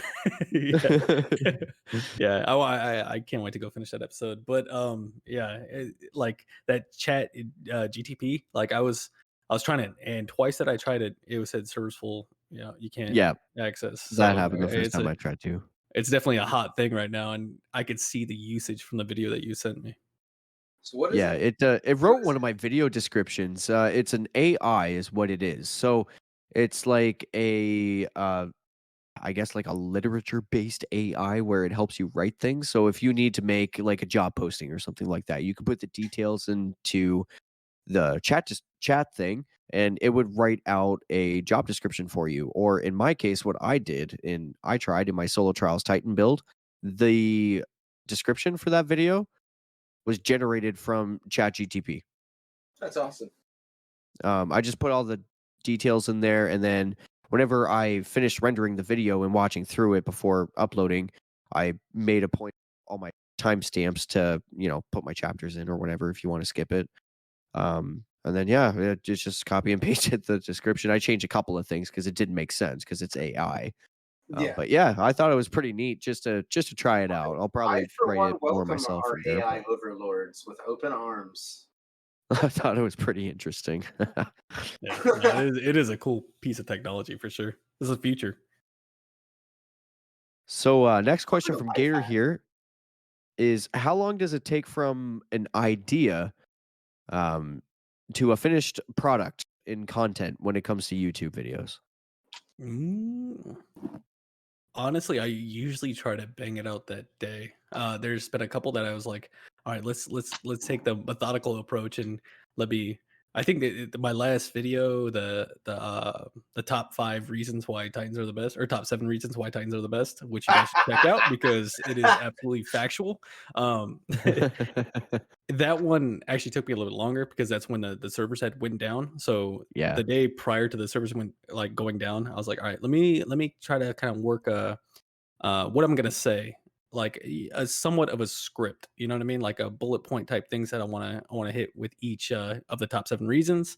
Um, and then I was like, all right, cool. I need to get some more footage because this is gonna be a definitely heavy like footage type thing of like, emotes and different areas and stuff like that. A lot of cuts, instead of the typical build video that I feel is a lot more easier to do.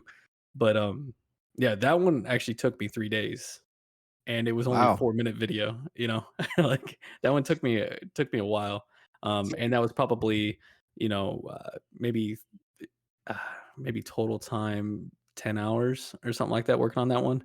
But the rest Yeah. of the ones, it was definitely slow at the beginning. Obviously, learning all the techniques and learning DaVinci Resolve on the fly and stuff like that, and having to Yes. stop Yep. like, oh, I totally want to try to do this kind of transition or this kind of thing, and so I'm like, all right, well, let me pause this. Let me go to the laptop or whatever to the computer and sit there and YouTube. How do I do this? Because I want this to happen. So, um, but now like for like regular Titan build videos, it would probably take me roughly around 4 hours or so. Yeah. Now that you have the Comes with process down. some practice. Yeah. Yeah, for sure. Like the more you do it, the easier it gets. The little Right. shortcuts and things like that. Being more confident on the mic and like speaking into it. I use Audacity for a lot of my stuff for like Yeah. just the voiceovers. So yeah, I think it's just practice and it just continues to get faster and faster. For sure. And to touch on what Squirrel said earlier about like the double primary and stuff in relation to this conversation, my Solo Trials Titan build video that I did, that was the very first video that I actually sat down and wrote a full script for from beginning to end. So that way I like knew what I was talking about during the video and I was like prepared to present the information versus just going off the top of the noggin and trying to think of the words that you want to say as you're going and fumbling along the way and have to edit it 3 million times. Yeah, But yeah, 100%. yeah, so that was a bit of a learning experience, and I like the end result of how the Ever since the animation was first presented. But Exalted to go Truth back to the scroll weekend point of this double season, primary, I've I actually had addressed that in here. all of So my it's a vault problems Solo Trials resolved, Titan and build now on I'm having Arc a Titan debt problem for in about legendary eternity shards. 'cause Don't it tell was for that Gator. weekend. Go with the And rose, not the rose I was one. using No Time to Explain and a SMG. What was it? It was the Ikelos version 3. The crafted one with rangefinder and dynamic sway reduction. And basically what I was saying was that like in the build, like if you look me up, it's not a secret. I'm not perfect or anything, but humble intro. Here's a stop at fashion. Now let's go into the Titan ability selection. Basically what the build purpose of it was not to 1v1 everybody. And if that's what you were doing with the build, you're gonna fail every time. And I was promising you that. The idea behind the build was that you were to be a damaging support unit to your teammates. So you stick with somebody at all times. You find a buddy, even if it's just one person, two preferably, so you can team shot better because no time to explain in time chasm. But the idea is that if you're supporting and you're providing cover, you're getting reses, and you're just picking away with no time to explain, the time chasm would eventually proc. Once somebody gets impatient and pushes you, then you basically just punish them for it. And I had the gameplay footage to support that, as well as like if you're mindful with your ranges, there's quite a bit that you can counter with SMGs. They're really strong right now. Not to mention, you're going to be depriving your enemy of further energy ammo, so they can't snipe or shotgun you or GL you anymore. So that puts an end to their fun in that aspect. So, and yeah, it was just a fun video, but it was more an experiment of that scripting that I mentioned and how to like present the information. So, anyways, that's what that experience was for me. It's awesome, man. I think that was a prime point too that you don't give that ammo to the enemy That's team. my I think that's a number one. huge thing. That's my Yeah. number one why I like it Wither so Horde much. especially. Yeah. Because Yeah, I use Wither use- Horde to counter Titans as a hunter. Like I crutch it for that reason. So I have learned through many valuable lessons in trials that your Wither Horde is extremely valuable, not to go out there aimlessly throwing it about and just throwing away your ammo. That's what I see most people doing in trials, not just in trials, but like in regular PvP playlists. They'll just run out there and throw out a random Wither Horde. But when it comes to one life, your team versus the other 3v3, like hold on to it. Wait, if somebody's pushing you, use it like a shotgun, because if you get the direct hit, it doesn't matter if they kill you. They're probably going to try running back to their teammates and drag the Wither Horde back to them and kill them too. Like it's interesting. But yeah, so utility-wise, it is too. and I made sure to address that the elitist out there will probably frown upon the double primary, but I held my own in a respectful manner that way. So I think that's the most powerful thing about it, is not giving it. And for me personally, it's because I'm kind of bad with like shotguns. I'll overextend trying to get that kill because I like something in me is like, you got to get out there and get it. So I'll overextend and die with my shotgun out, or I'll miss, or like with sniping, I'll throw away both my shots and maybe body one in the back of the map, but then his shield's back by the time my call out is even worth calling out. You know what I mean? So yeah. I was noticing with just the way that I play, I'm giving them more ammo than I'm doing anything good for myself with my kills. So if you can, like with my Mask of Baccaris PvP Hunter build, if someone's aping towards me, I just dash backwards, and then if the dash is far enough because I know what they're doing anyways. It's like, seems like right now most people aren't even trying to use primaries; they're just trying to use that special ammo and get that easy pick, and then see if the ammo drops and everything. So it's more powerful for me, for my team, that I'm not giving up the ammo, and that but I'm also not looking for ammo. You know what I mean? Like I have my SMG, I pull it out. It's not like, oh, I pull my shotgun out. Oh, that's right, I whiffed both my shots and I haven't found ammo, so now I just have an empty gun out. And that I was noticing situations like that more than actually getting the frags. So I'm a double primary boy. Yeah, I usually have a shotgun with me, but I definitely don't see it as a disadvantage whenever you have a niche good player running double primary. We got 2 questions left though, and then what we'll do afterwards is kind of throw in our plugs, and then we'll call it an episode. So, Rodimus Prime, question for the show. Actually, I think this is this is specifically for Raider here. Question for Raider from Rodimus Prime. That's also from Guardian Downcast. And the reason why I think this is a good question to ask is because this is a question that every creator has to ask themselves before they make the conscious decision to get into content creation. So what are you going to bring to the D2 community? Well, he says podcast community that hasn't been brought yet. And I mean, like I said, in a general sense, when you make that choice to get into content creation, that is a choice that you do have to face. Like, how are you going to be unique? So I'm kind of curious. I kind of thought about that question myself. I'll pop my answer first, actually, give Raider a chance to think about it. So what are you going to do to bring to the D2 community in general? I'm just going to say that it hasn't been brought yet.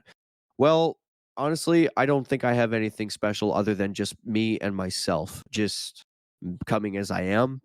I'd like to think that I'm quite a reasonable, easygoing person. I don't have any gripes against anybody, any community for any reason. I work every single day in an industrial environment with folks that come from all over the world, literally from Ireland, from Australia, UK, in India. There's lots of folks that I work with from all over the world. So, when it comes to that sort of a thing, I don't think that I have anything keyword unique outside of just who I am. Now, what does that mean? Well, I like Halloween stuff, so I mean, I can paint a pretty picture in an environment, but I mean, I can guarantee that I will never keyword cater, and like feed into a toxic environment. So, if you're ever watching my content, like YouTube recorded footage, there's not going to be a whole lot of cussing, if any at all, just because I want it to be nice and presentable and easy to understand. Of course, there's some videos where I've edited, sound effects to make it silly and stuff like that. And in terms of my streaming, well, that's live, so you can expect me to probably cuss a little bit here and there when I get frustrated. But a lot of the time, you're not going to hear me say, well, that person's or this F that guy or anything like that. It's like, oh my gosh, like leave me alone. I just spawned in. Like that's a lot different than trying to like completely throw somebody under a bus for no reason other than you lost a match. Like it's a video game at the end of the day. So what do I have to bring that's unique? I'm gonna say a little bit of wackiness, a little bit of silliness, maybe some fresh eyes, out of the box thinking, and a perspective of an improvement focused mindset when it comes to maybe some solo gameplay and improving in a team based environment. I guess that's what I'm hoping to bring. Well, damn, I don't know how to follow that up. That was Strong. beautiful. He's like, that was my Drop answer. Dang. mic. For real, like, are you a presidential candidate, bro? I'm voting. Let's go. For me, honestly, like, I don't know. I'm just doing what I like. You know what I mean? Like, I'm gonna sit there and figure out things with the Titan, with builds, with different combinations that might not be. I think I like to look for stuff that's not typically used the most. Not simping on a certain exotic or something like this, like just trying different stuff and putting it out there and letting the Non-meta. world, like, take it and run with it, see if you like it, give it a shot, and then just also kind of having that entertainment side of it too, for the Titan community, basically, just like, hey man, like, we get trashed on all the time. Like, people, like, the other two classes don't like us very much at all. I think they hate us more than others. So, like, it's also that kind of rise up. Hey, be proud to be a Titan. I think that is a really tough question. And I don't have an answer because I'm not really like a content creator for Destiny. I just want to stream and meet people and have fun. But my hot take on just the first thing that comes to head is it's already been done. The game's been out since 2016, whenever it came out. The top content creators have already milked every meta aspect and look at it. So it seems like you just bring yourself and what you're passionate about in the game and play off of that. I mean, I don't think that's even an answerable question because Well, yeah, what is there, actually, you know what I mean? adding to that, let's speak to so I didn't mean to cut you off there, but just adding to what you're saying, actually, it kind of put me on this thought process, the streaming aspect of things. I met a lot of really cool people through streaming, like Raider, for example. I never would have met Raider if it wasn't just for being a part of the Owl Sector Alliance and knowing cool people like Fluffy Fingers, for example, and Hazel and Gator and their communities, and Two Titans and a Hunter as well. May I add, Mr. Night Demon? I'd love to have you on the show sometime, my friend. You're in the DMs. We're in contact. We'll keep talking. So you know, it's the social aspect of this game as well that really keeps me here because, like, I don't know, it's really nice to be able to speak to something that you get a passion about and just getting to know folks and like connecting with folks.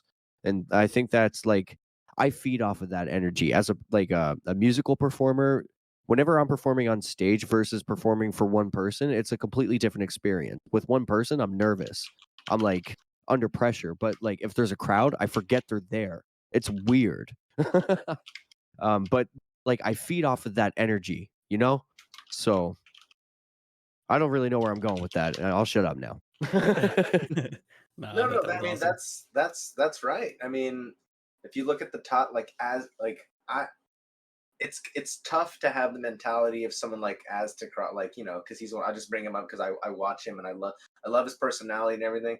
But when the TWAB comes out, he reads the whole TWAB. He's got his support staff where he's just recording himself, and he's got two people that throw the content together for him, and they cover the hottest stuff. Like when I was talking about I spent 3 days crafting this retrofit escapade, and then immediately from him I googled it because his stream topic was RIP volatile rounds. I googled it, I looked at it, there was nobody talking about it, and his live stream was an immediate test of it. There are already people out there that are covering what's hot at this exact moment, and they have the team and they have this, and like competing with, you can't even look at it as competing with them. You just have to be yourself and bring what you want to the table, and then your community is going to either like it or not. But And I see, think like they're, the thing you about know, community too is like when I first started streaming and stuff, like I was doing stuff I didn't want to do, pushing for numbers and stuff like that. Basically artificial growth, if you will. And it burned the shit out of me because I wasn't having fun with it. Now, this is a completely different with Destiny because it's a game that I actually enjoy. And the folks that are, I'm going to loosely quote community, like everybody's all a part of their own community. Like I'm a part of my own clan and stuff. Raider's a part of his own clan, but like we all come together as like, as Fluffy put it, the alliance, like all these clans are joining together as an alliance as a whole. Like there's 5 clans of us that are all like supporting each other. It's awesome. I love seeing it. That kind of thing. That's what keeps me going. And like for example, I went flawless with Fluffy for the first time over the weekend. Like those type of experiences, going flawless with friends or getting a raid done with friends, like accomplishing something with your friends or helping somebody get a matador for the first time, which I'll be doing on my stream this week, by the way, until reset. So if you need a congrats for matador, having come see me on Geo. my stream. I have my god roll for it, but I wouldn't mind popping in and running some. Ha, have you thought about doing any master runs for some artifice armor? I haven't thought that far yet. I have the ogre checkpoint, so I was just thinking ogre for now. But like, do you know, coming back to the point, you know what I mean though, with that connection with like it was that experience with that first YouTube video that I put out that got like a bunch of views that I wasn't expecting. So that kind of fired me up for the YouTube and stuff. I was just like, I look at myself as a normal person. The fact that anybody wants to hear anything that I have to say is just like, what? Yeah, yep, for sure. I couldn't agree more. All right. Anything else, gentlemen? I think we did a great job. I think we killed it. Yeah, I got Absolutely nothing. slayed it. I think that was a very, very fun show. I'd have to agree. That's fantastic. Lots of content for everybody. So let's close out with this. Raider, or actually, you know what? Let's start with the guest. We always start with the guest, Spooks. Fool. Yeah, You you fool. all right. Squirrel. People want to get a hold of you. They want to find you. They want to support you. How do they do that? SmokeytheSkwerl on Twitch, and then I have a Discord for it. But that's about it. You guys And that's were a special talking about spelling your- for squirrel, isn't it? Yeah, It's not your typical spelling. Yeah, SKWERL. Smokey the Squirrel. That's you'll find EY it for Smokey. Yeah. SMOKEY, the squirrel. That's it. I mean, I can't even view myself as like a content creator in any aspect in this space. The whole reason I wanted to start streaming before I got all burnt out and everything, I wasn't even streaming Destiny. I was doing R6 and stuff like that. But Destiny's always been the game that I've been the most passionate about. You know what I Yeah. mean? But I've been playing it so much, and it made me realize like I keep coming back to this game because it's vast. There's no other game where it's like there's hardcore PvP people and PvE people, and like they're different group communities altogether. If you kind of want to nitpick, you know how it all is. Yeah. So that's great about it. But as far as my social medias and stuff, I really don't do that much social media. So you just find me on Twitch, stop by and say hello. There you have it. Mr. Raider, where can the folks find you? You can find me on my YouTube channel, Native Raider. That's N8iV R8R. You can also find me at the same thing on Twitter or Instagram. I do have a Twitch, but there ain't nothing on there yet. Keep an There eye you out have it. for it though. That's right. And this has been Sweaty Spooks. You can find me on Twitch as at Sweaty_Spooks, ending with a Z as in zebra. You can also find me at Sweaty Spooks on Instagram, Facebook. You can find me on Twitter. You can find me in all the places. Just look me up. You'll find. Plus, if you made it to this point, you've heard us talk about our stuff all show. And thank you for listening. Yeah, thank you guys. Appreciate it. And Z also means Z in America. Yeah, it is 2:30 in the morning where I'm at, and I got to be up at 5. Get some rest, brother. Yeah, take a All nap. good. All right. Thank you so much for listening, ladies and gentlemen. This is episode 4 of the Blueberry Lounge. We will see you next time. Skibidi-ba-ba-ba. We're loving it. That's a blooper right there. I forgot the ham in the oven. Oh, man. That was a fun interview. I like that, man. Some good quality questions you had. Oh, thank you, sir. I've been sitting on this a long time, dude. Like, and the thing was about me is like I'm such an introvert to not really. I'm an introvert in real life, yes, but like when it comes to an online presence, I don't want to be pushy with people either, and I don't want to bother everybody. Like, I just wanted something organic, so that's why I waited for the right person that wanted to do it to approach me. So, yeah, this is like I said, organic. It's legit, genuine. So I That's the best appreciate you way. coming on, dude. I'm enjoying it, man. We're gonna grow this like you said organically, not pushy, and just hopefully people enjoy the content. I can't wait for it.